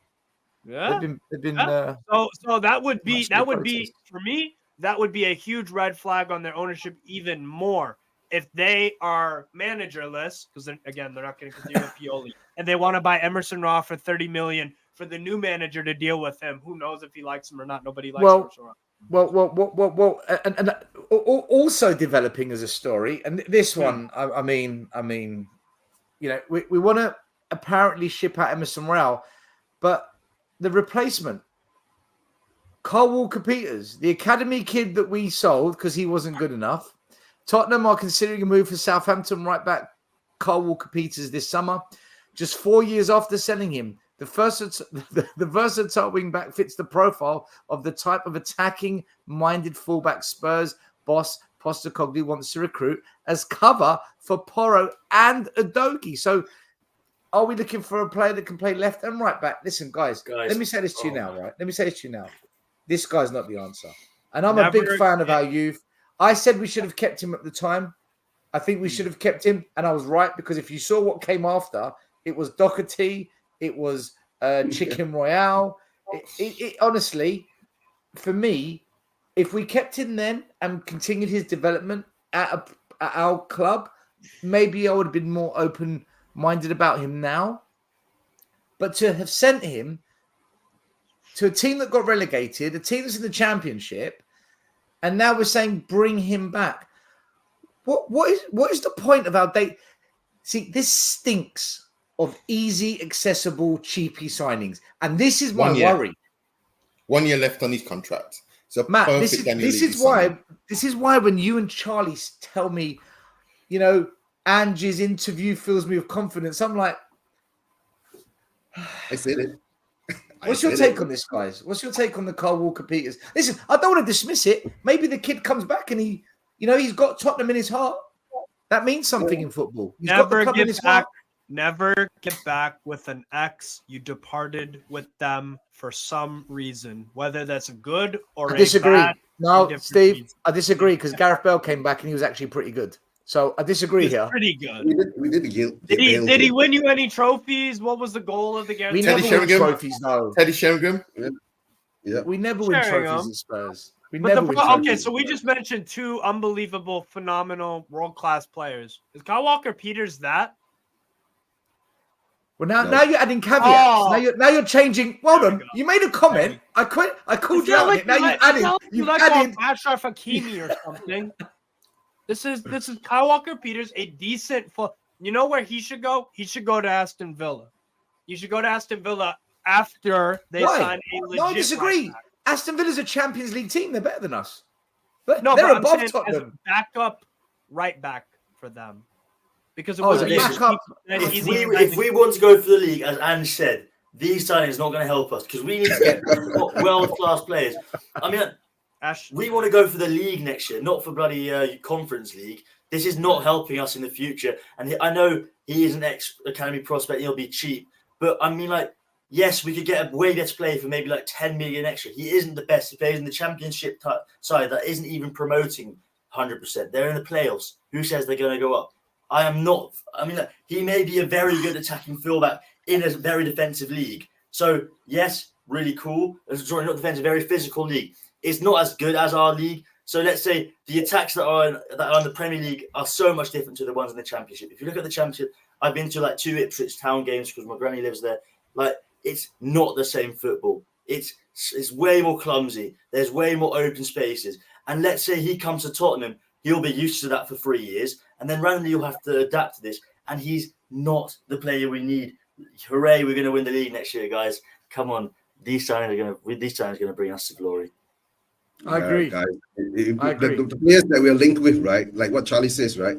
Do we really think that we're going to challenge for a title with the players that we're bringing in? Or it's just another, it's the things that we do in Spurs. Well, we haven't brought anyone in yet, right? These are, we've got to always take it. These are all the links, These are stories and rumors, and we don't know who we're going to bring in. Super chat here from a user. Afternoon. Hope everyone is well. Where is Adrian? I don't know where Adrian is. I do want to quickly say, Charlie, can people watching smash a like, subscribe, and also can you please show your love to Spurswasian TV, Charlie Spurs N17, and to Strasbourg Steve. Yes, Charlie. So that we are being rumoured with these type of players. I know I saw the interview, but now I'm seeing this. And then I'm like, imagine we get if these things come to life, all these rumours, we're not being rumoured with like top end players. We're being rumoured with like crappy players that are like off the bench that we just got rid of, or another team just got rid of. If we get all these players, why on earth? Who says we're going to do anything next season? We crumble because we need backups. Our team is very injury prone because we run a lot. Now you're talking like me, Charlie. Now you're talking like me. I know. I don't want to be bloody. I don't want to be what's it called? I don't want to be rumoured with these players. I want to be rumoured with good players. Well, this is the reality that we're going to have to face. This. The truth is this, and this is what. Listen, I've faced a little bit of flack from other YouTubers who question me on this. I've said I need to see what happens this summer. Like we used to have this saying on across the YouTube channels: until they're wearing the shirt, believe nothing. Okay, so let's see who actually ends up with the shirt, and let's give it till Christmas to see how they bed in and whether this flows in a better direction. That's my take. Some fans are prepared to give it a whole year. Some are prepared to give it 5 years. But we don't know. The truth is, we don't actually know who's coming in. We don't. They might have them all lined up. They might not have a clue. They might be getting rejected because of negotiations on price and wages. We don't even. They might not even know how much money they've got to spend yet because they don't know what European competition we're going to be in. Who knows? No, we don't. Could We don't have money to spend, right? And in the end of the day, right, I can tell you, for more of these links that we've known, right, being a Spurs fan, right, we'll always get a curveball from our club. You get what I'm saying? We'll be chasing and all of a sudden the player will come up from nowhere and we'll go, who is that? That's all I can say. But I just got a question for you guys on a case-by-case basis. Are you, when you look at who you want Spurs to buy, are you more of a name or a profile kind of guy? Like, does the more attractive name appeal to you more, or are you looking for players that fit the profile of what you need in your team? Why can't we have both? Because you know why? Because I gave you an example of Nico Schlotterbeck, and you were like, you don't think Spurs would, you don't think that would happen. Still, you know why we can't have both? We ain't gonna pay for it. No, I think every Spurs fan wants to see quality come to the club. I don't think it'd be if we said we're going to sign Elise, Kvaratskhelia, and Paulinho. I don't know one single Spurs fan that would be against that. I think every Spurs fan would be, wow, that sounds exciting. But then again, what if it doesn't fit the way that the manager wants to play? Like I said, like the prime example is Dragus. How can those players not fit our profile of what we need? Well, I'm saying if you bought, okay, so for example, Kvaratskhelia is a name, but what if he doesn't? But I've seen him play. He's quality. Yeah, I'm saying, that's the exact kind of forward attacking player we need. But what if it doesn't, and the manager and the manager's usage of the player shows that it doesn't fit the profile? For example, then sign Timo Werner because he plays him and he's fantastic, isn't he? I mean, wow. He's not though. I know he's not. I'm being sarcastic. Sorry, I'm cooked, man. I'm not. We know. No, but what I'm saying is, I think it's important to the name. Of course, you have to consider it, but I do feel like sometimes, like the profile also from fans needs to be analyzed a bit more because, like for example, Anthony Gordon, was he a name before we signed him, or did you, when you looked at the transfer, you said that fits the profile of a Newcastle winger? Steve, look, I missed. You know what? Real quick. I misjudged. I made an error on that. I looked at his name and assumed it wouldn't fit because I didn't like the name. I didn't like the guy. So I misjudged the fact that we're actually getting a player that fits the way Eddie Howe wants to play. He does everything. The profile fits. Anthony Gordon might not fit a Pep system because he wants to be creative and stuff. You know what I'm saying? You know what I'm trying to say? Steve, it's a bit of both, okay? So when we sign Van der Ven, there's not going to be a Spurs fan out there that's going to tell me, yeah, I've watched this guy. I know lots about him. I know exactly what he was like. Hardly anyone knew this guy. A lot of us questioned him, including me. He's come in, he's turned out to be really, really good, and he fits exactly how we play. You can totally see how Van der Ven fits the Spurs way under Ange. I get it. He wasn't a name. We didn't know him. So on that side of things, I agree. Vicario's the other example. Name, but that Vicario's another example. Spot on. However, for every Vicario and for every Van der Ven, we've signed a Veliz. We've signed a Timo Werner. We've signed a Brennan Johnson. Now that's a problem. That's a big problem. So why can't we sign for those other positions an Elise? Why can't we sign a Kvaratskhelia? So what I'm saying is sign the unknowns as long as they fit the profile, but also sign some proven talent to complement it, because otherwise it will fail like it does under every manager. So we need a bit of both is the answer, but we don't seem to sign marquee players. Fans are claiming that Maddison's a marquee signing. Really? 40 million. The price tag doesn't say so. Is he a marquee signing? Like, Matt, what's your take on this in terms of how we go about our business and what you want to see us do? I think I want a combination. I think I want us to still look and unearth or try and unearth gems. So you look at the business model of Brighton. You know, look at Walton at Crystal Palace in midfield. I think he was 16 million. What a signing. You know, we still have to shop in that market, But when a Trossard becomes available, go and get Trossard. And my concern, as much as I still think we'll be a better outfit come September than the 1st than we are now, my concern is we will do more of the Trossard shopping, as in we'll look and we'll look and we'll look, and the serious clubs will come in and take them out the water, and we'll end up with a Danjuma and a Timo Werner and package it as a clever signing, clever loan signing. So he's obviously had a pushback on Timo Werner. So if you notice, the PR machine has now come out saying Spurs are looking into another season-long loan for Timo Werner. So all they're doing is they're kicking the can down the road on the Timo Werner signing. You see? So they're very clever in how they package these signings. So more, for me, Walton, more Van de Vens, more Adogis, and less Trossards. That's what I want this transfer window. I guess what I'm confused about, Stel, is that, again, I'll go back to the Schlotterbeck. I know I'm bringing it up a lot, but it's, there's sort of a point here. When I suggested Schlotterbeck and you were like, we won't get him. But then after that conversation passed, we're talking about Kvaratskhelia.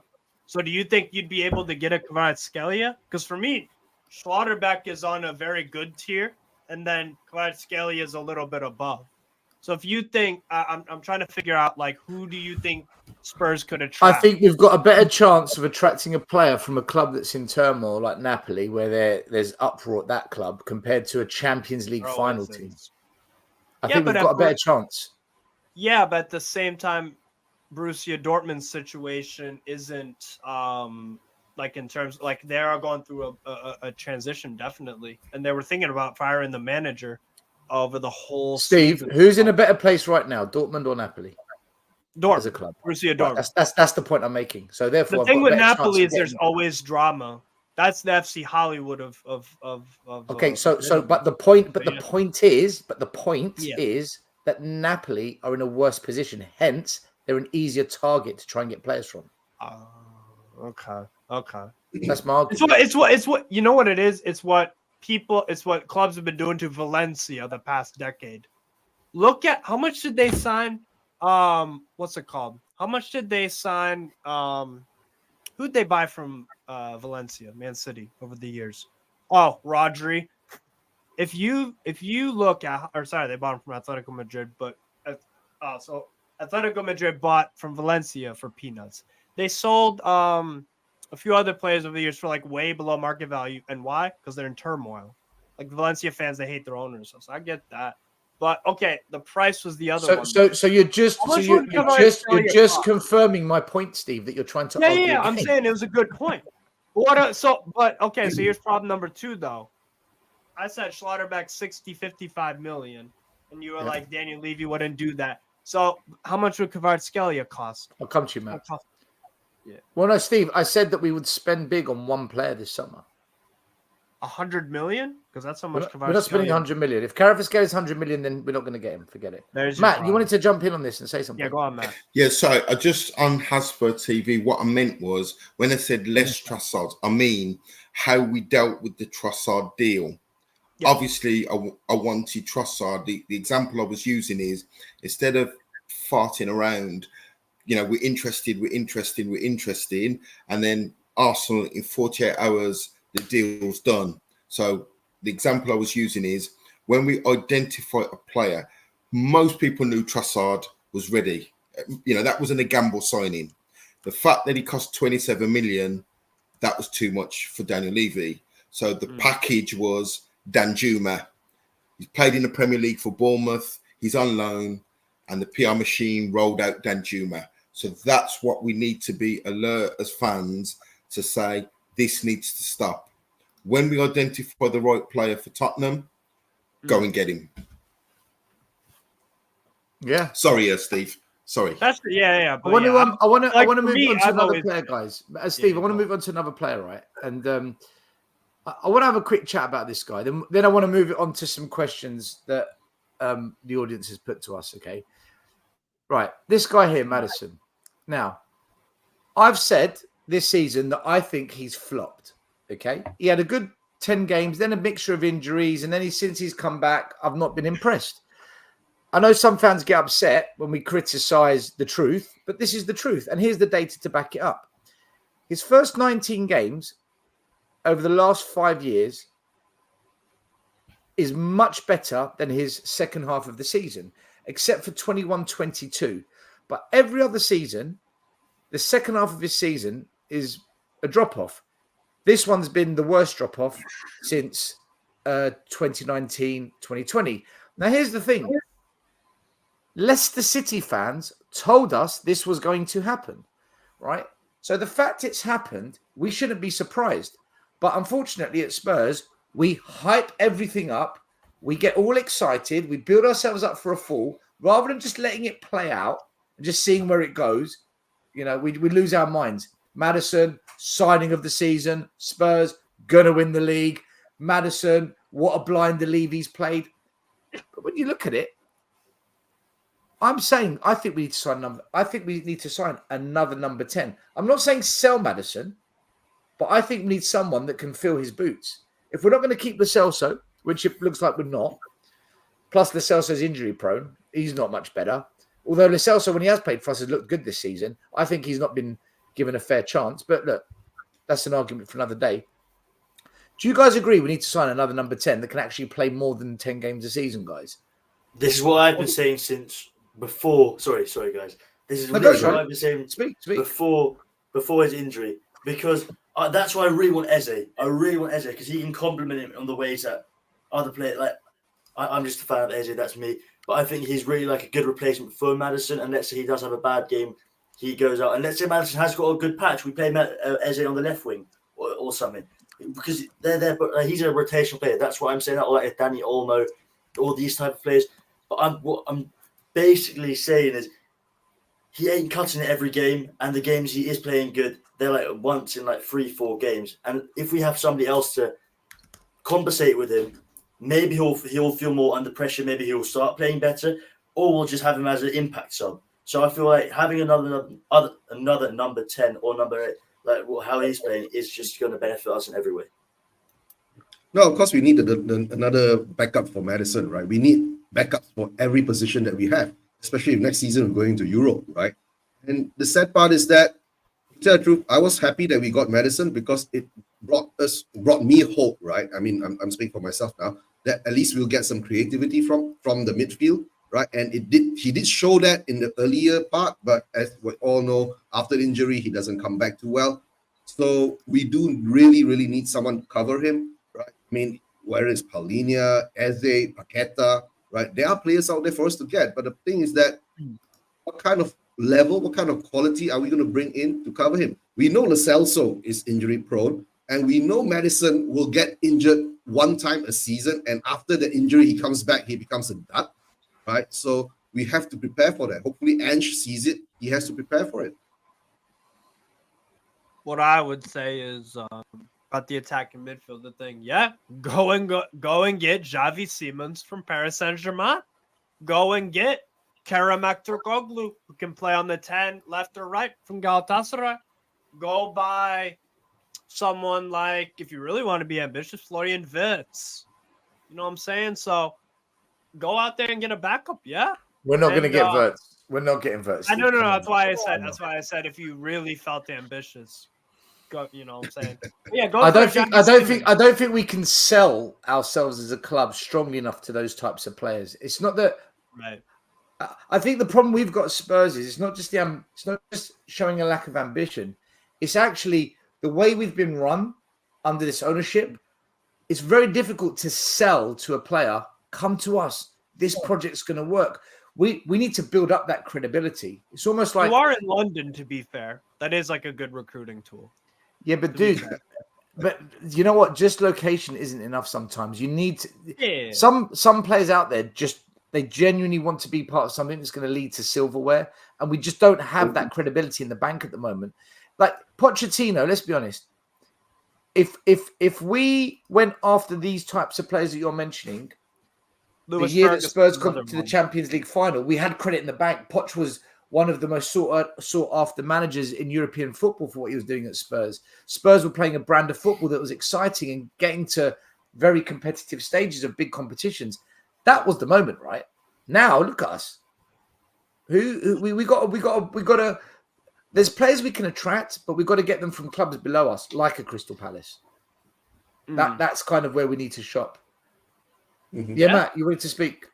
Yeah, I think we need battle hardened players. You know, we've got quite a fragile squad. You know, we got players that don't seem to be able to handle the rigors of the season. So that's why players like Maddison and Celso have moments, and then there's an injury interruption, and then when they're classed as fit, fans go great, and then when they come back on the pitch, there's a difference between being fit and match fit. So Maddison at the moment, he's just trying to get his kind of mobility. If you watch him, the ball gets dispossessed. He doesn't look like he's going to track back. He doesn't look like he's going to win the ball back. He puts his arms up in the air. He's frustrated he's frustrated in his body, and he's frustrated in his football. He's letting himself down on the ball. Yeah, it's a lot of things. It's a lot of things. Psychology in sports is so it's a lot of things. It's a lot of things because the things that he was doing without thinking in August and September, it's a struggle now. He's fighting with himself when he's on the ball. It's an effort. He looks really, he used to do things in 1 or 2 touches. Now he's taking 4 or 5 touches on the ball, and he's getting broke. Someone's getting a toe in. We're getting dispossessed. The fans groan. That gets on his shoulders. So I would look at a player like Palacios from Leverkusen, battle hardened, the right age, 25 years of age, can play. I don't like using these numbers, you know me, Stel, but he can play the 6. He can play the box to box. He can play in the 10. So he covers a multitude of sins.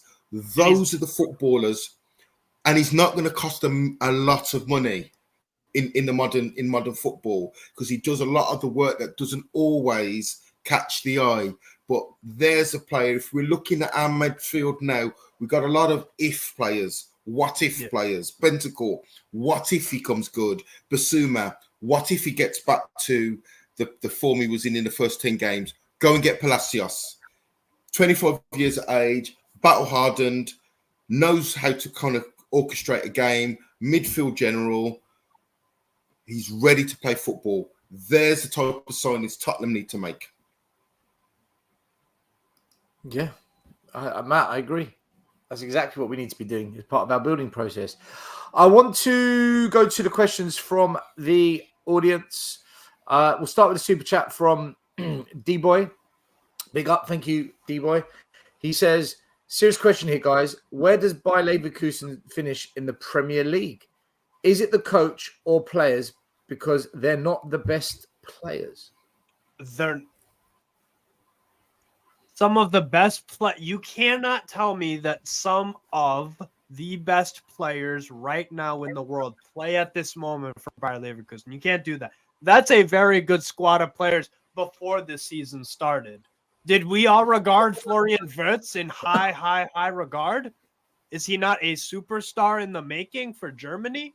Like, what are we doing? Steve, I think what D-Boy's trying to say is the players they signed weren't the best players out there. Like Granit Xhaka wasn't the best kind of midfield player. He's gone there.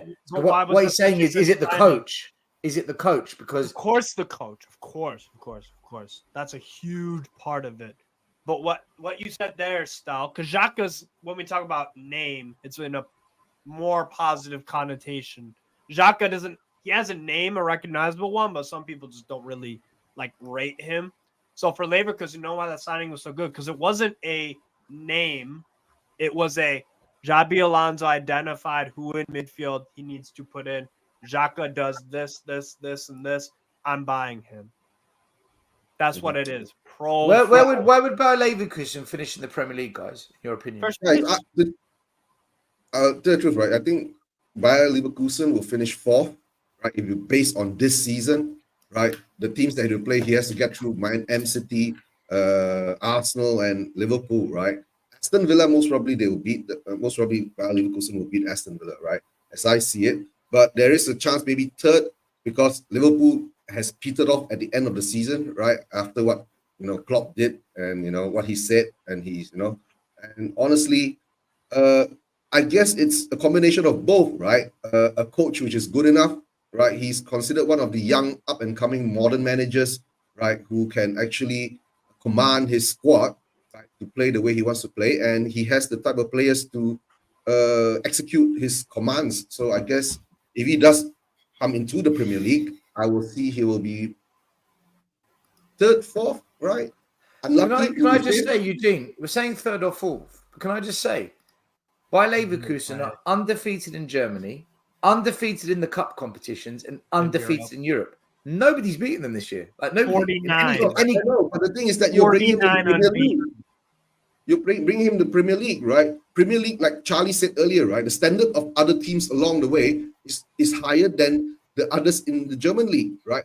Bayer Leverkusen is challenging for the Arsenal couldn't beat Bayern Munich across. They lost 2 games in a row to Bayern Munich. They drew 1, they lost 1. Bayer Leverkusen beat them both. Beat Bayern Munich twice. Yeah. Bayern Munich's got a curse, right? We all know that. Yeah, I'm saying. I think Bayer Leverkusen. Second. I think they come second. I think they just behind. And you can Man make a case first because this isn't the strongest Man City team. It's still an incredible one, but I mean, you base it on this season. Leverkusen have been the best team in Europe this season, not because of the unbeaten run. I agree. It's because performances, coaching, player performance, consistency, efficiency, the way he plays football. He relinquishes a bit of control for a bit of risk in certain moments. The guy it's unbelievable. I could talk for hours about Leverkusen this season, but they are a brilliant team. I'm gonna move on to the next question because otherwise we will talk about Leverkusen for hours and hours because there's a lot to listen. It's a fairy tale. It's a great story. But I want to go on to some questions that have been put online for us. Matt, let me bring this one to you first. So SVAROG says, I'd like to hear your view on Richarlison in terms of his stats and play in the last and current season and to comment on what Ange talked about him. I found this graph accidentally and it shows the only difference he's doing this year compared to last year is he's scoring goals. Has he done enough to say? When you look at the comparison, the yellow shape, is it octagon, to the pink-shaped object, we're looking at passes received, aerial battles, non-penalty goals, expected goals, so XG, passes to the penalty area, expected assists, offensive actions, and minutes played. He's been below everything except for off actions, but where he's been much better this year is XG, so the expected goals, and non-penalty goals. But expected goals doesn't mean he's scored more, although the non-penalty goals has gone up, so it probably does mean that. What do you think, Matt? Because you know what? He still divides opinion. He still divides fan opinion, Richarlison. Richarlison is the most un-Brazilian number 9 probably of the last 40 years. You know, he's awkward on the ball. You know, he doesn't have that silky touch. You know, he never seems like he's got the ball under control. Is kind of the best way. He's always fighting. But what I like about Richarlison is he's got that energy. He's got that, for me, that I'm not getting into the shithousery because I don't always think that's a quality. But what I mean is he's got that never say die mentality. He's limited. He's extremely limited. And you can't go from Harry Kane to Richarlison as his replacement. You know, the gulf is too big. I know we need a number 9 for next season. But if he was around next season in a capacity, I would be okay with that. You know, if we go into next season and he's leading the line, and then we've only got Valise, I've got a problem with that. We need to go and get a ready-made number 9, and depending on what happens with Richarlison, i.e., if we get the right bid and we use that money, then we need to go and get 2 strikers. But I saw a stat somewhere, Stella, about his goals per minute, and it's surprising. Richarlison's goals per minute I think he's in the top 10 in the Premier League. It's good. It's good. Yeah, It's very good. Granted, the criticism is he misses too many football matches, which is another problem. But games, minutes, goals, he's up there, which shocked me. But guys, to tell the truth, right? My number 9, right, has to at least contribute 15 to 20 goals per season. And if you don't do that, right, you ain't going to be your first choice number 9. If Richarlison comes in as a backup, right, that goals ratio will drop even more. And the worst part is that Richarlison only turned up, right, in the period of time, that January period of time when Son wasn't around. Remember? He stepped into Son's shoes, right, because Son was playing that role, the striker role, and he took over and he scored. His goals mostly came in that period of time. And after that, we didn't see him again. And after that, he got injured again. You get what I'm saying? So it's a risk there, right? But is he valued at 65 million, 60 million pounds? I don't see that. You know? That's why we overpaid for him. And now the thing is that if we can get back at least 50 for him, I wouldn't mind selling him, right? Most important, we need the goals. That's all. He's crap. Yeah, Charlie. You should get rid of him. That's Like, all I Eugene, think about Richarlison. A lot of things you said were on point, but Richarlison had a groin injury that was for a season long. When he got his surgery, he couldn't play. When Son was injured, he came back from his surgery. So the games after that, after his surgery, he's been playing way better than before. So I say, yeah, but then you can't say he just turned up when Son was injured, because he was injured himself before that. He turned up when he had to turn up. But Charlie, what I'm saying is that, yeah, but after that, right, he did before, after Son came back, because Son wasn't, and after the Asian Cup and Son came back, right, Son wasn't at his top, right, because, whatever happened in the Asian Cup, with all the fights that were going on with Lee Kang-in and all that, I guess that actually affected Son, right? Richarlison was playing for a period of time, and he didn't turn up. That's what I'm saying. If he has kept on turning up at that period of time, right, most probably he was superseded Son. If he's got up to 15 to 16 or 17 goals now, right, I would say keep him. I've been saying that early in the season, but everybody was saying Richarlison was shit, right? And I said that if Richarlison scores 15 goals and above, would we keep him? All of us said yes. But he hasn't even reached 15 goals now. We're down to 3 games in the season. Bar counting the injuries and all that, okay, fair. But the thing is that you still have to score the goals. You get what I'm saying now? That's why I'm so frustrated with bench system. We ain't scoring goals. If you look at the data, Richarlison gets most of his goals, in fact, quite a considerable amount of the goals, and his assists against the bottom 10 teams. So the Crystal Palaces, the Burnleys, the Forest, the Sheffield United. As soon as we play the top 10 teams, he goes missing in 80% of the games. Same as Brennan Johnson. Same as Timo Werner.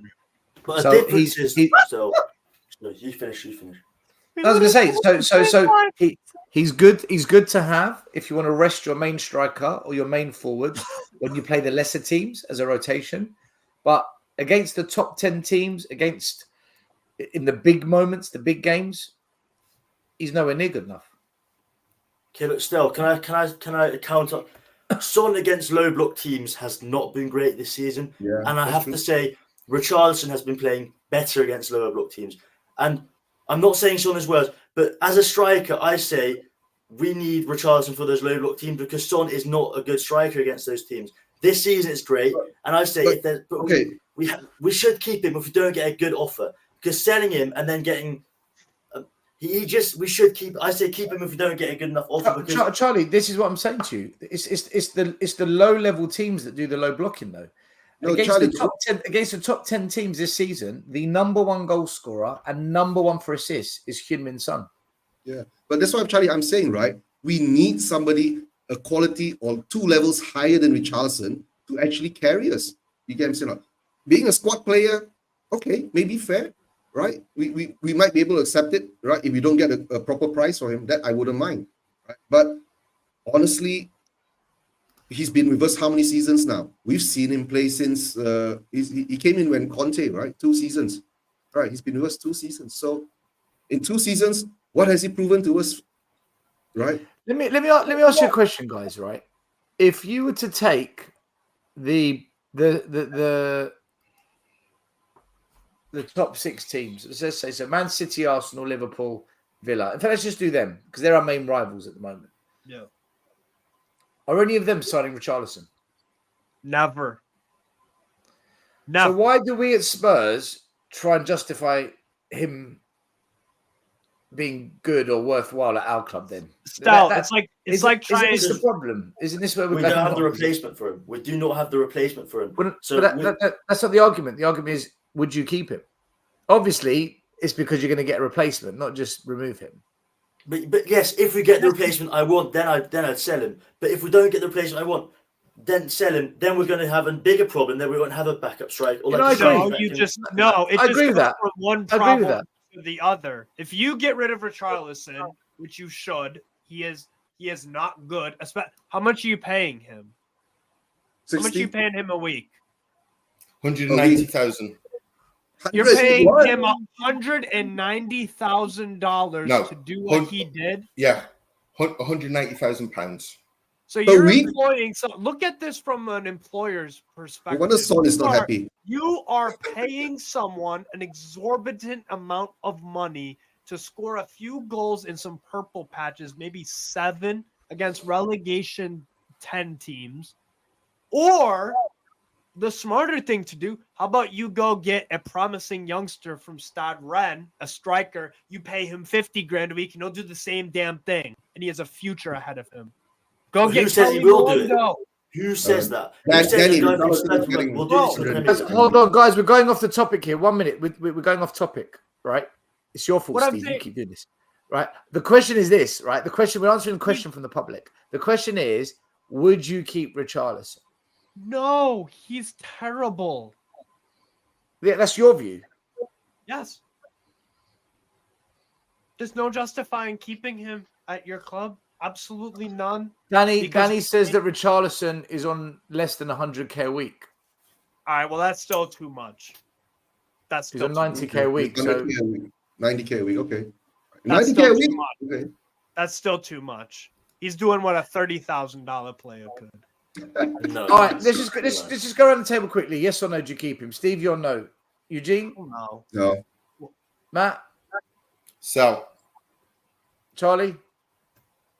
With the replacement, yeah, then sell him. Without, no. So I have definitive answer. No, you're no. If as long as we get a replacement. Yeah, exactly. Okay, I agree with Charlie. As long as we get a replacement. All right. Next question comes from Coy's THFC. Do you know? I'll read it out. It's easier. Will Ange play some of our under-21s? Will Ange have a plan B? Will Ange change the tactics? Will Ange adapt to managers who adapt? Okay, basically, it's quite a bit here. What he's saying is, will Ange adapt? No. Does anyone think? In fact, let's reverse the question. Does anyone think Ange will adapt next season? No. Hopefully, right. The I've been fact saying, we've all right? gone quiet. The fact we've all gone quiet says to me, he's not going to adapt. You know what? And Stout. From the other perspective, what did I say as soon as you asked it? I said no, because you said no.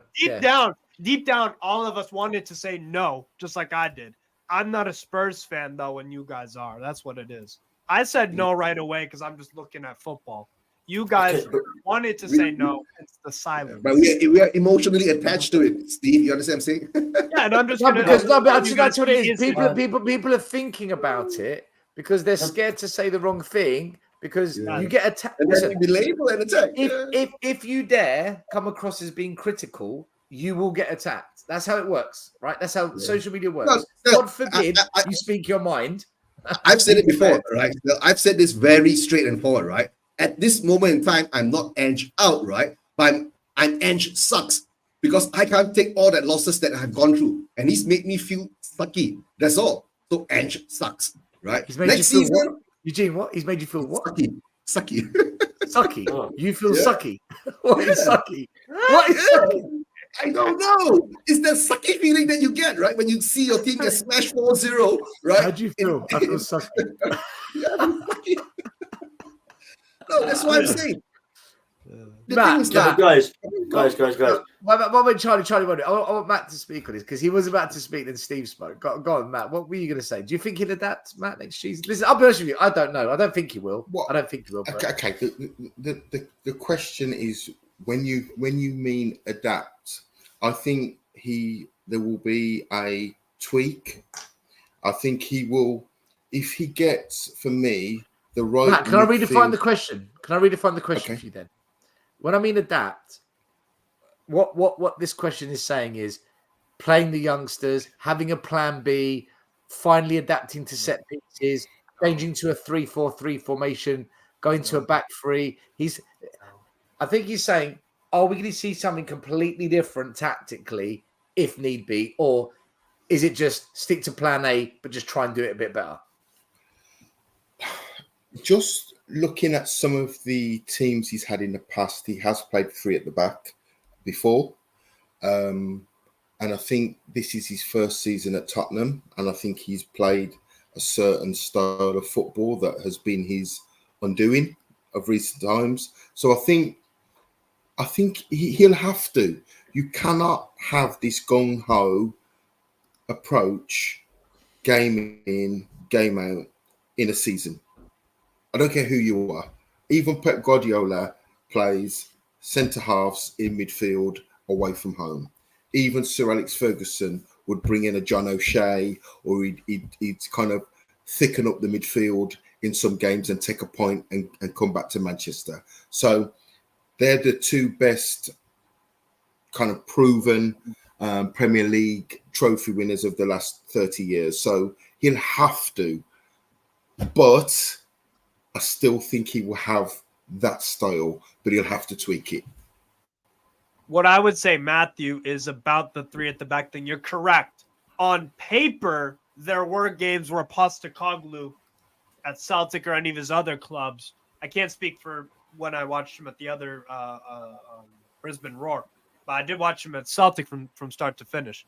There would be games where the lineup says 3-4-2-1, but it's really a 4-3-3 in game. Yep. The way it plays out, kind of thing. You know what I'm saying? Like for the Real Madrid course. game I'll give an example. The Real Madrid game the other night, everyone has different lineups because there's two wingers. Are they wide? Are they central? Was Bellingham play? Like some people had it as a 4-4-2. Some people has a 4-3-1-2 on paper. But in reality, it was kind of none of those. You know what I'm saying? So sometimes on paper, if it's written down as a certain formation, that's where it helps to watch the games because it might eventually turn into that formation. You know what I'm saying?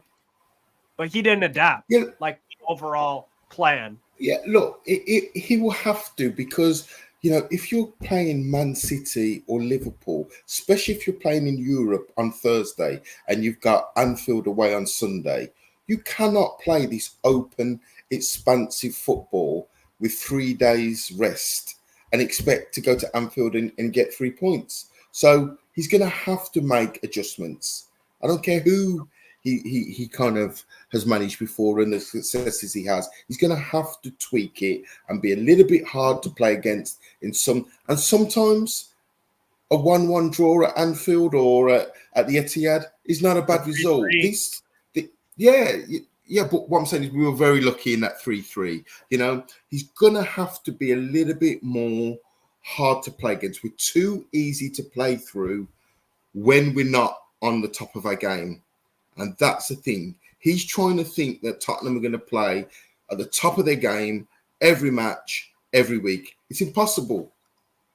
That's when earlier what I said about that's what football is, how I've seen it since 2014. It's system versus system.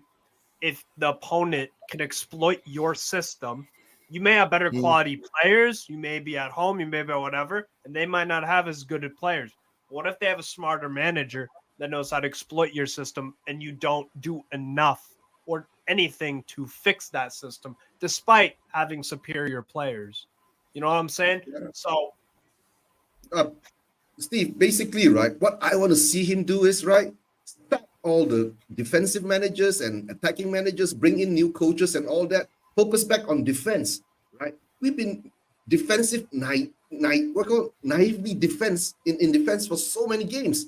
Yes, and the worst part is that we depend on one player that goes back and chase after the ball, which is VDV, right? And the rest of them are like, don't know where they are. and Vicario too, to make a wonder save every stop game. marking the grass. You get what I'm saying, guys? I want him to stop telling the players to be zonal marking, because we can't bloody zonal marking because our players don't have the intelligence to zonal mark, right? Why are you looking after grass, right? When the players are attacking you, you're not focusing on the individual players that are coming in to play, right? And you're running away from these players that you're supposed to be marking instead of, oh, guys, it's so frustrating. If he changes that kind of mentality, the kind of things that if we see that in the preseason, he's tweaked it, he's changed it, right?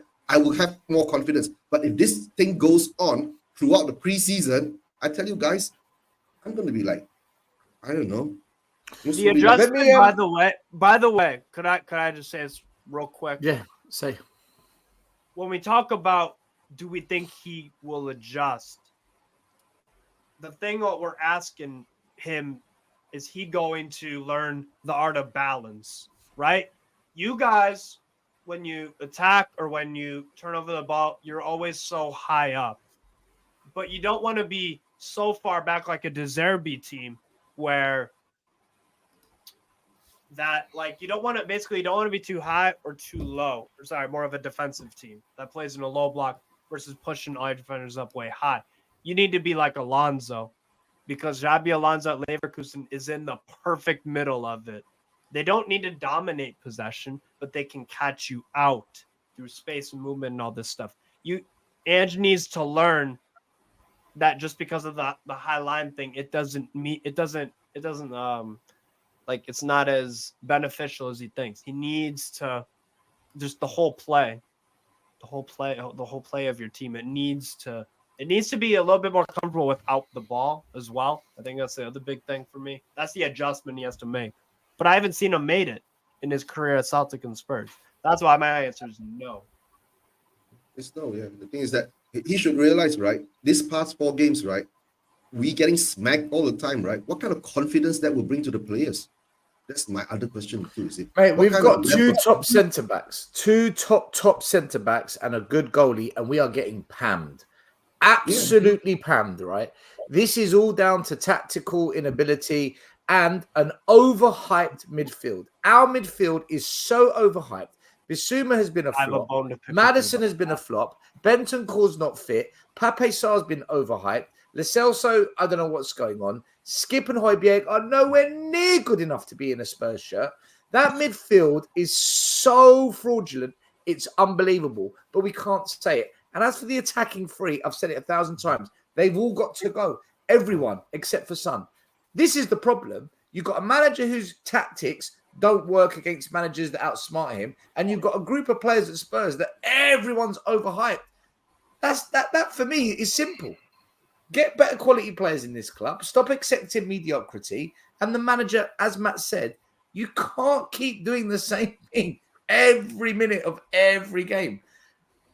Style, I have a bone to pick with you about the midfield in particular, because I remember earlier, you overhyped them.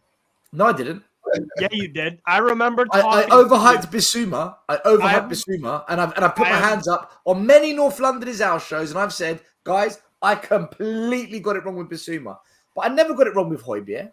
Skip, he needs to go because we're never going to play him in his right position. Three of yours after 10 games was one of the best in the Premier League, arguably second. And I said, I don't think so quite yet.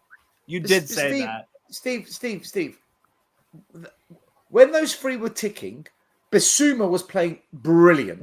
He was absolutely superb. However, over the course of the season, he has proven to me he does not have the quality, because the quality is shown through consistency. If you can't consistently perform, you're allowed a dip. You're allowed a bad couple of games.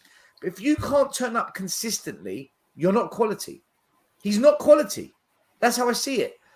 Pape Sarr, I've never said this guy is sensational, superb. I said he's a rough diamond. He's a rock turning into a rough diamond. But clearly, we can't put all our hopes on Pape Sarr. We can't. He's too young for what we're demanding right now. And as for Maddison, I've said he's a flop. I've been saying he's a flop. I've been saying it for the past 2 months. Benton caused the one that I feel disappointed by the most. But then this injury, I guess he's got reasons to be. He had an ACL for 9 months. And he comes back and 3 games in, he gets fucking wiped out by Matty Cash. So, That's true. You know, some things you're right, Steve. Like the Basuma thing, I got it horribly wrong, but I own it. Listen, I was just messing with. I just you can mud me on Basuma, right? Stefan's already mudded me on it. Connor's already mudded me on it. You can join the queue. It's not a problem. Yeah. I've taken part. I just remember. I said Basuma should have been captain to start the season. Right. Pow, pow. You know. It's just funny because you usually don't do that stuff. You usually don't like fall for initial hype or whatever. It was just funny to me. Bro, do you know what? I think, like many fans, those first 10 games, do you know what it was for me? I'll tell you what it was for me. I'll tell you what did it for me. I know what it takes to get a group of players to play a certain type of football. I've been coaching it for years. When I saw pre-season, the way Spurs were pinging the ball, one-touch football, I said to myself, I've never seen any manager get a group of players playing like that quickly. I was blown away. I was honestly stunned. I don't know any manager that gets a team playing like that quickly. To be fair to Gary O'Neill, he did take over Wolves 6 days before the season started, and they do play pretty good football, to be fair. Bro, nobody was playing that one-touch football the way we were. Not to that quality, but I'm saying that's that quickly. Because he wasn't just doing it with his players. He was doing it with the existing crop of shit. Yeah. I just thought to myself, what's going on here? And then when you go on a good run at the start of the season, and there's a lot of good play in that, but there were some games that weren't great, but we got the win. I thought, do you know what? Maybe this manager is the bottom. But as the season's gone on, and I think for me, it got to Christmas, January, where I said, hold on, no. Let me reset here. I've been consistent since January, though. I've been very consistent with this team and the manager. But yeah, that's my take on it. There's I don't feel we've progressed, if I'm honest with you. I don't think we've progressed. I don't. I think you've bottomed out. Go on, Matt. Before I do, Charlie had his hand up for a while and he hasn't had a chance. So Charlie, go. Sorry, Charlie, speak. Go for it, Charlie. I just had a break. Before this, we were talking about what were we talking about again? I had a great point and I just completely tactics and adapting his tactics. Oh yeah. I feel like once Ange gets the players he wants, because like I said in the interview, he got let with a group of players that were being crap the season before. Crap. It was going on a downhill spiral, and I feel like if he gets players that suit him better, I think his tactics could work. So I think he's just playing this way. So if other players get into this team, they are immediately completely exposed to this way. They're like, instead of like having, sometimes we play like this, sometimes we play like this, he wants to expose the new players, or he wants to expose the whole team how to play. And I feel like if we start changing out every week in, week out, the Ange ball, how he wants to play, we'll never get used to how we have to play. Because let's say we play low block and then a week after we play different. We have to be consistent with this to show our players how to play. I know it's not what everyone thinks it, but that's how I feel like to get it in the players. And I know you have to adapt with that. But I think it's just really just trying to get them all on the same level, on the same. Steve, I disagree to some level. Not Steve. Charlie, he's asking about next season. I disagree to some level, right? Because if you play the exact same way all the time, managers have a blueprint of how you play. And if I've got a blueprint, then I will know if I'm that good, is there a way I can adapt to stop you? Because I know exactly what you're going to do. And you know what? Managers have come up with that. So this is where Ange needs to adapt to managers adapting against him. If you are shit hot, like frighteningly good, like Man City, you don't need to worry too much about it. But Man City will come up against one team that is sublime on the counter-attack, and they'll put Man City to bed. As long as they can defensively sustain wave and wave and wave of attack from City. Arsenal almost did that. They went there, they pretty much shut shop. City couldn't penetrate them. And Arsenal maybe could have got a goal, but maybe City as well. So we will be fine against most teams, but the savvy managers, Charlie, we need to have another way, a different. Do you need to invert both wing backs? Can one stay back as additional cover? Do they always have to invert? Are there times when the wing backs can overlap instead?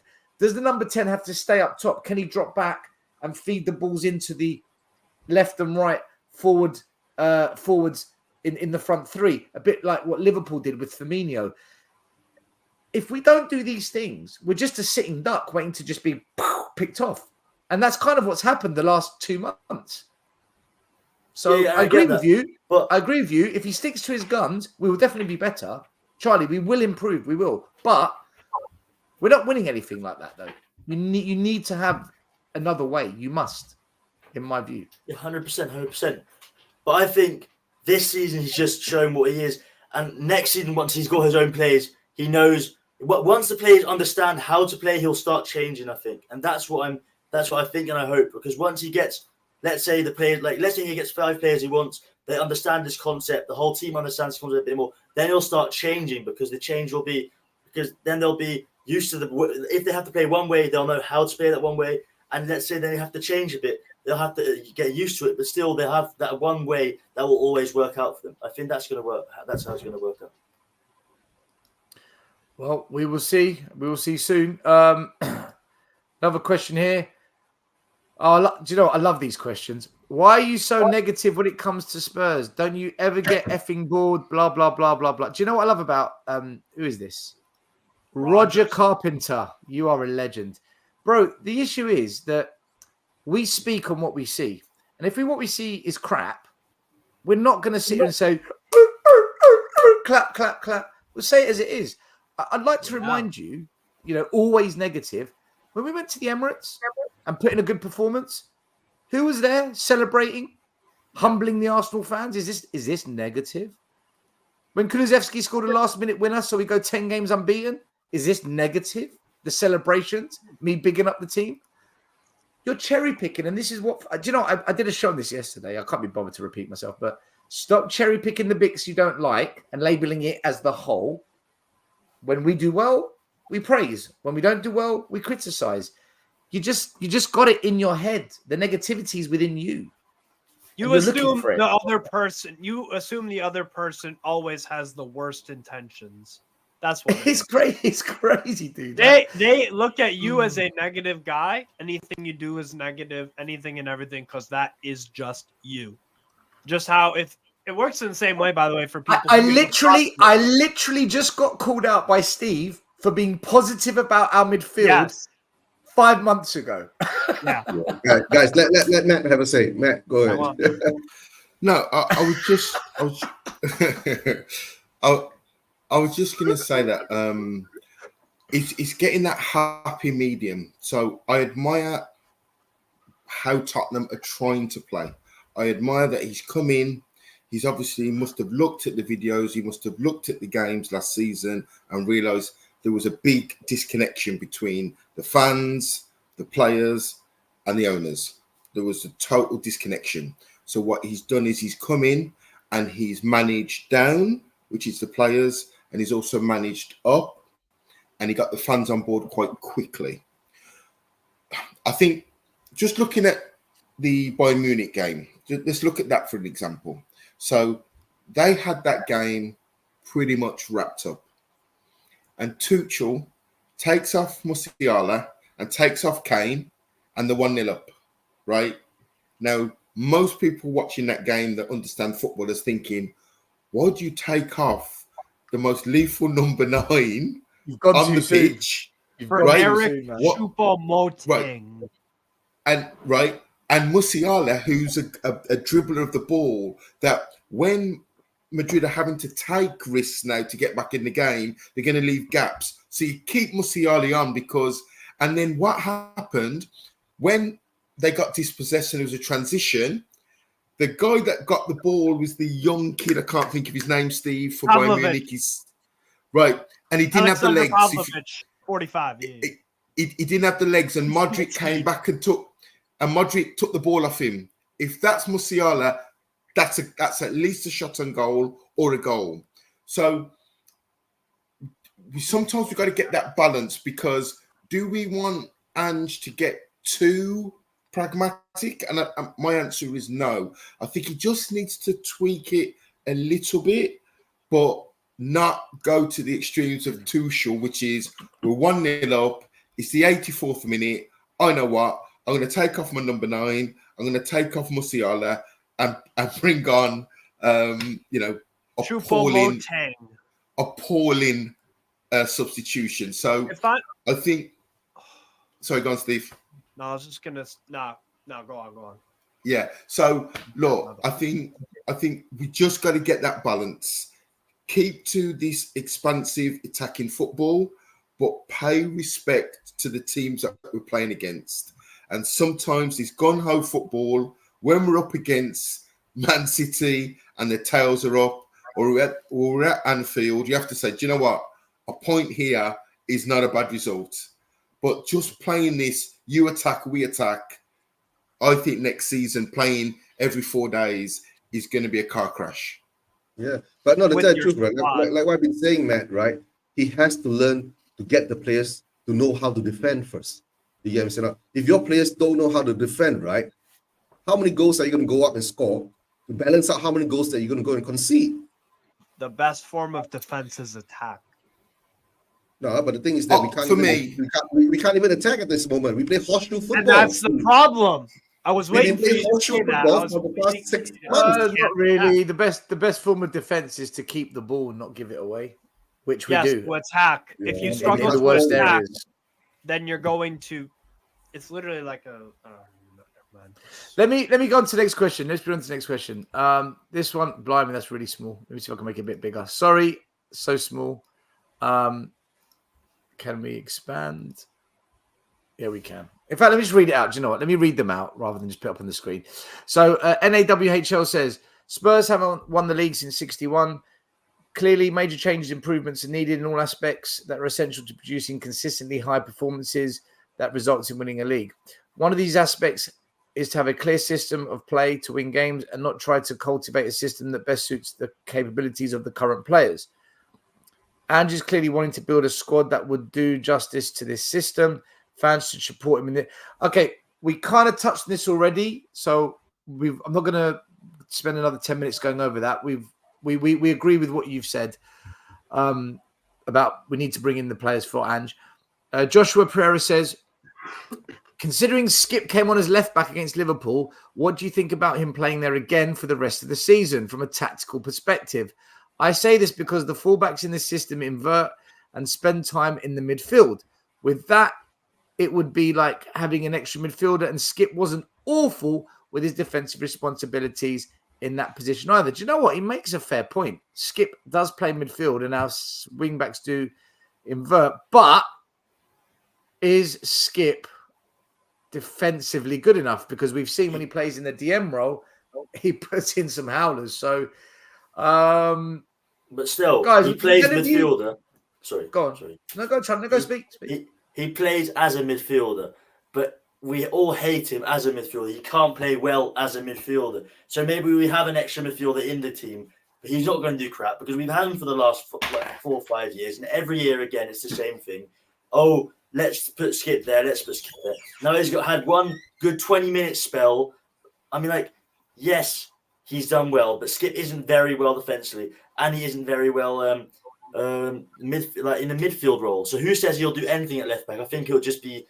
I'd rather have I don't know. He's not going to improve. Charlie, I'm going to ask you a question, right?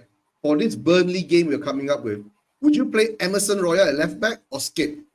But like against Burnley, yes, but against like a normal team, no. But Burnley isn't a good team. Burnley is a championship Okay, side. wait. Against Sheffield, yeah. Okay, then we're gonna play MCT, right?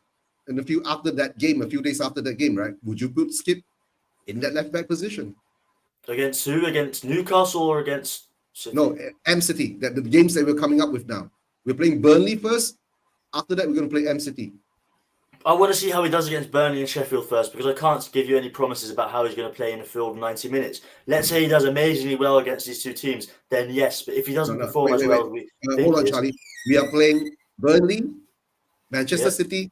Sheffield is the last game, so we don't count Sheffield. Oh, So- I thought City was the last game. No, That's no, my no, fault. no, No, okay, let's say he plays well against Burnley, then yes. But if he doesn't play well against Burnley, we've seen it, because Burnley isn't a good team. So then no.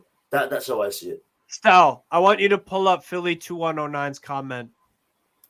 I want to. I just. If it's an Eduardo Camavinga. This is the you're trying to tell me that Skip, who's a midfielder, playing left back, is gonna work. And we're talking about Skip like he's Eduardo Camavinga. But it worked against Liverpool for 20 minutes. By the way, you know why I'm so harsh? Sorry, Charlie, just real quick. You know why I'm so harsh about, like, I don't think you guys should have this player in your squad. I don't think it. You know what? I wouldn't condone Oliver Skip at Newcastle. I wouldn't condone Richarlison at Newcastle United. That's why I say so. No, so because genuinely, when I give my football opinions, that's how I look at it. You know what I'm saying? So there is no justification for you guys to have Skip. He's not good enough. He just but that is true. That is true. But we do not have another good left back. Emerson Royale at left back playing attacking is not good. When he sees the halfway line, he cries. He's just going to go pass it back. He's terrified of that. both of them. So at that point, it don't even matter. But yeah, exactly. But why not give Skip a chance then? Because I know he isn't good, but just give him a chance. Like, I know he's a bang average. He should be gone, but he isn't gone, and we don't have anybody else that is better than. Charlie makes a fair point here. We've got 3 games left. We know Emerson Royale is abysmal, right? The guy got skinned against Chelsea, skinned against Liverpool. What do you think is going to happen if he plays against any other team? Right? I misunderstood the question then. I'm sorry. I misunderstood. If you want to fuck around these next 3 games and play Skip as a false number 9, no, Steve, it's not about messing around. It's about knowing that Emerson Royale is abysmal. What's the alternative? What's the alternative? We're clearly not going to play Dragusin there. We've had chances to do it. He's not doing it. So what's the alternative then? Are you saying for the game against Burnley? Are you asking me in the game against Burnley, would trying Oliver Skip at left back be a good idea? Talking about the question, we didn't even know what the question was, right? The question was. I'm trying to figure out. I'm sorry. You didn't listen. The question was, would you play Skip in the fullback for the rest of the season? Sure. Why not? Like, he's terrible. I don't think he'd go. I don't think he would do good in that role. I kind of hear it, but like long term, do not think about it. As long as you're not suggesting that this season. Yeah, sure. Go for it. Just this season. You can play Oliver Skip as a false 9. I don't care. You know what I'm saying? Like, that's not the question. We're asking about fullback. But would you, Eugene, Matthew? What about you? Would you play Skip as the fullback, or do you think no? Just we've got Dragusin there. What's going on here? I would. I think he showed tenacity, and he showed. Look, when you get to this stage of the season, right? Formations, tactics, they're out the window. It's been a long season. People are probably playing with knocks and injuries. It's about your heart now. It's about how much do you want to do the hard yards. And Skip was one of the only players against Liverpool that looked like he wanted to get close to people and he wanted to engage with people. We had 4 or 5 players in there that weren't prepared to track back and only wanted to be available when Tottenham had the ball. Not acceptable. So it's a low bar because Emerson Royale, it was the person in that position. So the bar, it's low hanging fruit. It kind of gives you how bad things are at the moment. spoiled, Well, moldy. yeah, chocolate. I mean- if you ask me, Worse Rastel, than Logan. would I put Skip there? If you're asking me, would I put Skip there or put Dragos in there? I'll put Dragos in there because Dragos is a defender. You get what I'm saying? No? I'll still put Dragos in there, but the thing is that we know, right? Come Burnley, Emerson Royale will still be in that left back position. See that? You see? But if you say between Skip I don't think so. and Dragos in, I think Skip will play if you say Skip and You Dragos think in, right? Skip will play left back? against Burnley. Yeah. I'd rather think Dragos Is in. Emerson injured? No, he sucks. Oh, I think Emerson will start tomorrow. But He just has this illness, Steve, where he can't pass to a person in the same colour shirt. not good. Where he can't play football. Yeah, basics. Guys, do you know He's what? like, he's like Wan-Bissaka without the 1v1 defending, and then even worse. That's what Royale is. I've just realised something. Sorry, guys. People that put in the questions, thank you so much. Unfortunately, I can't do any more. The reason being, we've got to wrap this up in 10, 15 minutes, and we haven't even spoken about the Spurs Burnley game. Yeah. This show is the Good Friday preview. conversation. So yeah, no, it was a good conversation. Yeah. Let's end it on talking about Spurs v Burnley. Now, it's not the biggest game this weekend. There's a massive game up at Old Trafford, Man United Arsenal. We'll get our predictions on that game as well. City have got the first game of the day. I believe they're away at Fulham. Not an easy game. Fulham have been a difficult team for some teams this year. I mean, they battered us. They beat Arsenal, so who knows? But this really is a must-win game for Spurs. We say it a lot, but this really is, because do you know something? If we lose to a relegation fighting team at home, if we lose to a team that has been getting pumped by so many teams, and if we lose 5 in a row, honestly, it's going to get toxic. Because the next game after Burnley, we want to lose that. Well, a lot of fans. You want to lose that. That's a good one. So, well, there's not many, at least maybe, we don't want to take any points of City, especially if Arsenal beat Man United, which they probably will. But yeah, what do you think about this Burnley game? We should be smashing them, but we're not playing with confidence. We don't look good. And you also, even when you were playing good, you weren't smashing up teams. We smashed Villa 4-0. And then The Newcastle last team we 4-1. smashed. That's 2. We I beat can Burnley give you 5-2. probably- We beat Burnley 5-2 at the start. Okay, But guys, to tell the truth, right? This Burnley game, I'm going to say it's like this. If Company has watched us play all this while, and he takes that playbook that every manager knows what to do is low block Spurs, right? While Spurs play that high line, lock the ball over, get two quick attacking forwards, right? And run for it, right? Then we are in danger. But if Company comes out and go toe-to-toe with us, we have a very good chance to actually smash them or beat them comfortably. Did Burnley ever adapt? Isn't that one of their problems this year? That they Yes. No, Burnley have been adapting, actually, yes. I've been watching. I don't watch every one of their games, but I tune in more than the casual viewer. They've been like over the past since March, 2-2 draw West Ham, 2-1 win over Brentford, 2-2 draw with Chelsea in a game that they all played them in, 1-1 draw, 1-0 loss to Everton, 1-1, 4-1 Burnley over Sheffield, 1-1, and then we smacked them up recently 4-1. Notice I didn't say how many losses in there, and when they lost, it was 1, and then the 4-1 recently. They haven't been getting smashed. They've been the performances also don't tell the full story behind those scores. They've actually Company has adjusted tactically. He's changed some stuff up, genuinely, and the results show it. So this might not be the Burnley that. What's your prediction, Steve? 1-1. No, we don't do 1-1. We at least have to concede 3 goals first. Steve, have you forgotten that? Eugene, what's your thinking? 1-1. What's your thinking on this? My thinking, I said earlier, right? If Burnley low blockers, we might lose, right? We might even lose 3-2 or something like that, right? But if Burnley comes out and actually try to attack us and give us space to play, and if he uses Richarlison as the number 9 and uses Son on the left, we will have a good chance to actually beat them by a 2-goal scoreline. I'm not going to say I'm going to say we're going to concede, right? What's your prediction? 3-1 if Burnley plays the way that Burnley normally plays for Spurs. 3-2 to Burnley if Burnley low blocks us. No, Eugene, you have to pick one score. You can't have if or one score. Why you do that, right? Okay, one score. I'm a Spurs fan. I'll say we win 3-2. Sorry, 3-1. 3-1. Matt, Charlie, I'll come to you after. Don't worry.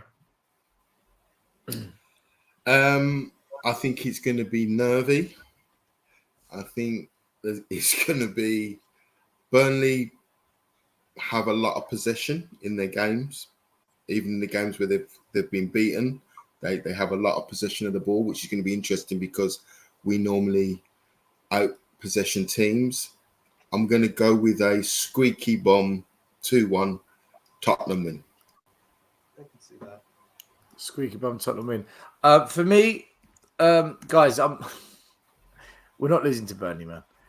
We're going to beat them 3-1. We're not going to keep a clean sheet because we don't know how to do that. But I think we'll have a little difficult patch, but overall we'll dominate the play.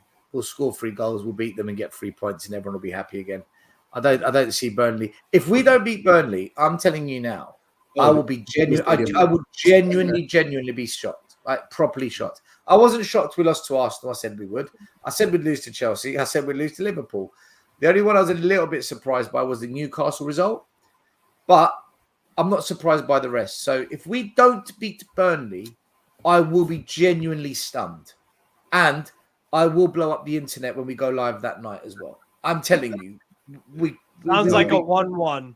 That sounds like a 1-1. It's a loss, Steve. If we draw, to me, that's like a loss. Okay, so I'll take the blame if you draw. I'll take the blame. I'll take the blame as well. No, and it'll be all my fault. Levy and the ground stuff. Are you going for the match? Yeah, I'm going to the game. Yeah. Oh dear. Charlie, what do you think about the game? Okay. And what's your take on the prediction for the result? Okay, so first things first. If Burnley is going to come into this game they have to win, because if they win this game, their last game will be against Nottingham Forest, and if they win that, they'll get to the Premier League.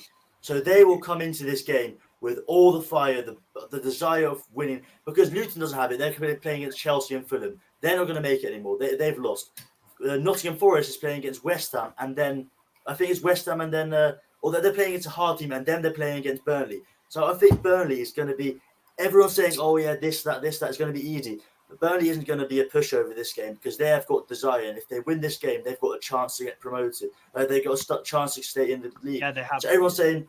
I mean, you can say we're losing against a relegation side team, but they could be playing like Manchester City next game because this is the game they have to give all. They have to give all their stuff. And I know this sounds bloody negative, but I would not be surprised to see us get a loss or something because Burnley's going to get everything. They're going to be gladiators on that pitch, man. They're going to be. It's not going to be an easy game for us. Another reason why I'm going. Were you done, Chad? Yeah, kind of, but you can go in. Okay, cool. My bad, bro. My bad. And I'm also gonna explain why I think it's a draw for this reason. They start very quick, and I worry about the left-hand side of your defense. We played them last week at their ground, and they had our number that first 15, 20 minutes. We scored a goal on the counter through some good play, and Wilson finished it off, and then we kind of took control of the game from there. What I worry about is that you guys don't have those moments of attacking quality enough lately. And also, if you look at Burnley's away record against like big teams, they got a 3-2 loss to Villa, where I watched that game. Burnley were outstanding, deserved a point, so they put in a good performance. 1-1 draw at Man United, 2-2 at Chelsea. Only lost 3-1 to Man City and Liverpool away when people were saying 5, 6, 7 with the way they played. So they're a bit tricky. They're a bit tricky when they go to these big grounds. And I think they'll put in a really good performance, to be fair. But I really worry about that left-hand side with Odobert. I really worry about that. Assignon, out that right back. They played well against us, like generally. We just hit them on the counter. So You lot are waffling, man. What is this waffle? We're gonna beat Burnley. This dramatic. Oh, they're gonna turn up. They're back, But bro. still, the crazy thing is, when have Burnley ever come to Spurs and ever got a result? We're gonna cook them. never. But still, I'm not saying we'll be they've great. got a better record in the last 5 games. They've got a better. We've only got 3 points. They've got 5 points. It's crazy to say. And they're doing it against. They're doing it against good teams. We've been losing against like low teams. But still, we do okay at home. We do okay at home. We do. We do. I have to say, we will win, but it's not going to be a pushover like everybody's saying. I think. What's your scoreline, Charlie? I'm saying I think it's going to be a tight. We need a win, to get Europa League. We need one win minimum. So I'm going to say a 2-1 win. That's. There's no squeaky bum time tomorrow. Okay, we will find out. We will. No, when you get confident, we lose. We have to get Europa League. There's 1 or 2 teams where I'm not worried about. I'm not really worried. Well, I'm giving you reasons. I'm saying that left-hand side of yours, Burnley are very strong there, and they will attack, and they have genuinely improved. And you guys are not at your. Again, this is the whole style versus style. Something's not right on your end. You're not making adjustments. The other team is. I know teams that attack, open, leave the space open behind, and at home. Yeah. You're on mute again. At home, that's not a good thing for any team to do to us. Even Arsenal had the break to come to Spurs and low block it. They knew. At home, if you find. We're actually half decent at getting goals. The performance might not be like the guy, but we will open you up. I've seen it all season. I sat there bored out of my fucking face watching us play Brentford and Palace and Luton and Forest. Rubbish games to watch. But as soon as they opened up behind, we cooked them. That's why I'm. Listen, anyhow we don't win after this speech, I literally. You're on mute. I literally give up. Just quickly whilst we're here, does anyone think Man United take any points off Arsenal weekend? No. I say it's a good chance to be a draw because it's such a big rivalry, and we never see very very high scoring feeling. It's always pretty close. So I'm saying a draw. And if it's a draw, I'd love to beat City. But I think I hope it's I want it to be a draw, of course. I hope we'll win, but I think it'll be a draw. There's a big chance because it's not. It's basically a derby. Derbies are never pushovers. Mm. No, there's a big history between Arsenal and Manchester United. I want to ask Charlie a question. A big chance. How? Man United have been shocking. They were lucky. They were lucky as hell to beat Coventry, not even a Premier League team in the FA Cup. Crystal Palace ripped them to pieces. Right? This is Arsenal. Where's this big chance? Can you explain this to me? Because I'm lost a bit here, Charlie. I'm not saying a big chance, but I'm saying you did. That's exactly what you said. So you're retracting what you said. I'm basically retracting. But listen, rephrase. Derbies are basically it's never a giveaway, except maybe against Chelsea versus Arsenal this game. But for the rest, over the years, we always see a Manchester United versus Arsenal game. I'll put it up here. It's never a big scoreline difference. It's always really close, and it usually ends up in a draw. I mean, seven. When's the last time an Arsenal team this good played a Man United team this bad, though? I've never seen it. Yeah, never seen it. But the thing is, I don't think. Now I say hope. I hope they get a draw. I just don't want Arsenal to play win. But the thing is, Chelsea have been bang average. I mean, Chelsea have been the laughing stock of the league. They're now above Man United. That's how peak it is at Man United. That's how bad it's got Man United. Charlie, I hear you. You know what the other case you can... Sorry, Eugene. You know the other case you can make about Arsenal fumbling the bag at Man United is Arsenal with a crowd. Arsenal haven't won at Old Trafford since 2006. I know, but They don't have a good record at OT. They have a horrible. I'll tell Rosie in the chats, right? Because she's an MU fan, right? Sorry to say this, right? I think at this moment in time, maybe Ten Hag has got all his marbles in one basket, which is called the FA Cup final. Watch them lose all the last games that they have, right? So that could happen to them. Sorry to say that, Rosie. But of course, I want Manchester United to get a result, right, against Arsenal to scupper their champion, title league challenge and all that shit, right? I wanted Spurs to get a result against Arsenal when we were playing against them at home. Look what happened. So, guys, if they do get a draw, that'll be good for us, right? It'll make us a bit more relaxed, right? We might, don't have to lose to M City at home and let it run into the last game. If not, if Arsenal beats them, we will have to throw away the. If Arsenal don't beat United, that's it. The title's over. But by the way, yeah. United has to have a win or a minimum draw to get in Europe, because they are tying on 54 points with West Ham. Sorry, is it? With Chelsea and United. So they're the same with Burnley. They're gonna have a fire in them because they have to do something. They have to. It's not like it's going to be they don't have to, because if they win the FA Cup, they get a Europa League.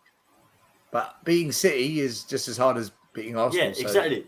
Yeah. Even harder. They won't beat either of them. But yeah. Yeah, but listen. I don't. Yeah. Go on, Charlie. No. Finish off what you're saying. I don't see it. I don't see Arsenal sweeping that over. I don't see it. I just see it's going to be a squeaky bum game, but I don't know what direction. Guys, we're going to wrap it up there. But before we do, I just want to say a few things. First of all, big up to the Spurs ladies, FA Cup women's final this Sunday. Please win us a trophy. Win this club something, we pray. Good luck to you guys. Also, want to say a big thank you to D-Boy, London Bro, and A-User for your super chats. Big up to everyone in the chat this evening, afternoon, morning, whichever part of the world you've tuned in from. And I'll quickly go around the table. Everyone can have their final say and plug a channel if you've got one. Matt?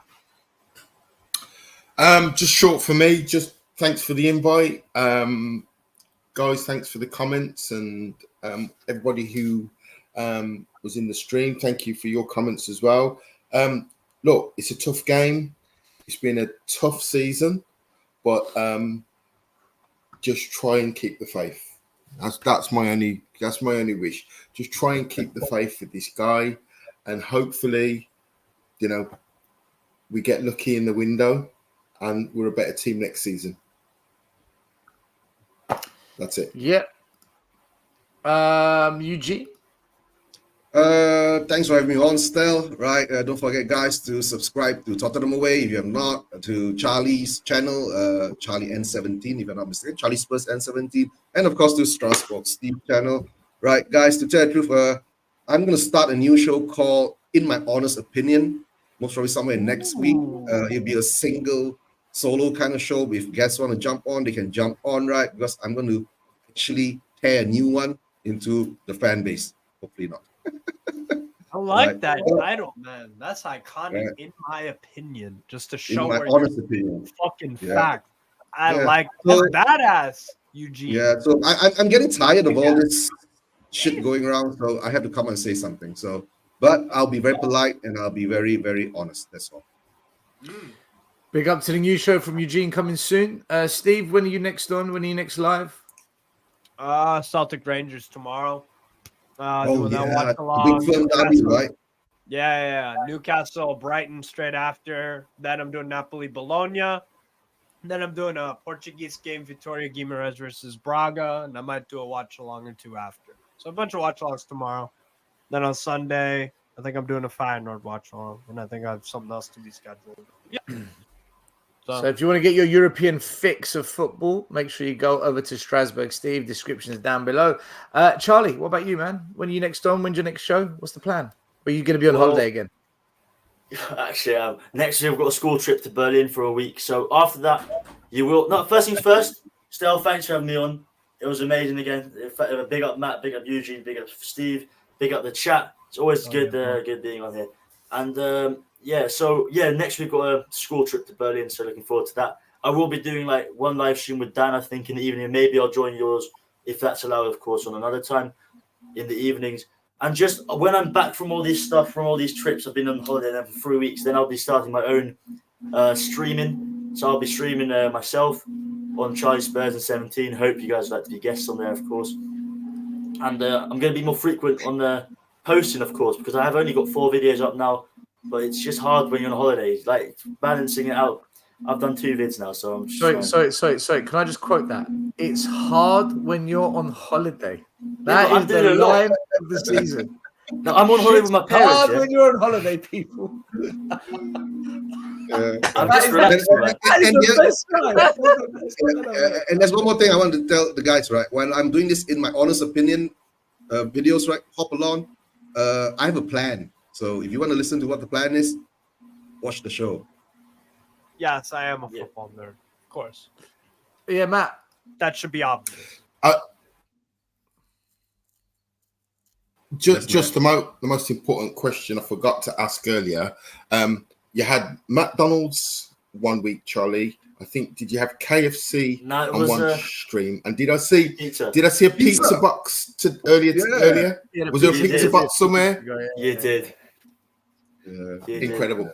I'm living the life here, man. I'm living the life. You're living the dream, mate. Incredible. I am. Just to quickly answer Drummer's question, when's the last time any of the panel saw a Spurs game home or away? I'm a season ticket holder. I went to Arsenal. I went to the Arsenal game. That wasn't. Been to a few away games, and I'm a self-confessed idiot for doing it as well. There you go.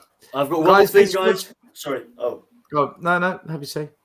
I'm 2 subscribers of 60, and I'm trying to get to that 1,000 subscribers so I can be more in that. What's it called? When you're a streamer, you can engage more in the chat and all that stuff. Right? When you got 1,000 subscribers, or I heard that somewhere. I don't know if it's right. Guys, there's over 200 people watching. Right? Can each and every one of you just go over to Charlie Spurs N17? Just go over there, hit subscribe, and then do it with Eugene and do it with Steve. Make it his link. Even if 5 or 4 or 7 of you listen to what I'm saying right now, it gets Charlie over the number that he wants. So just do it. It's free. Yeah. Helps him out. It's free. Guys, as always, I'm gonna wrap it up. Thank you to everyone for doing the show today, Matt, Eugene, Steve, and Charlie. Yeah. And to everyone watching the show, thank you as well. We will be going live tomorrow evening. I think it's 9:30 or 10. I can't remember. It will be our post-match live show. Spurs, Burnley. They're always good ones. Lots of people watch it. Lots of people enjoy it. Lots of different characters on the show. So come and join us. Otherwise, enjoy your weekends, people. Hopefully Spurs win. Hopefully the Spurs ladies win. And as always, come on. Leave Spurs and leave you up. Leave you up. The first game we look for, Robbie.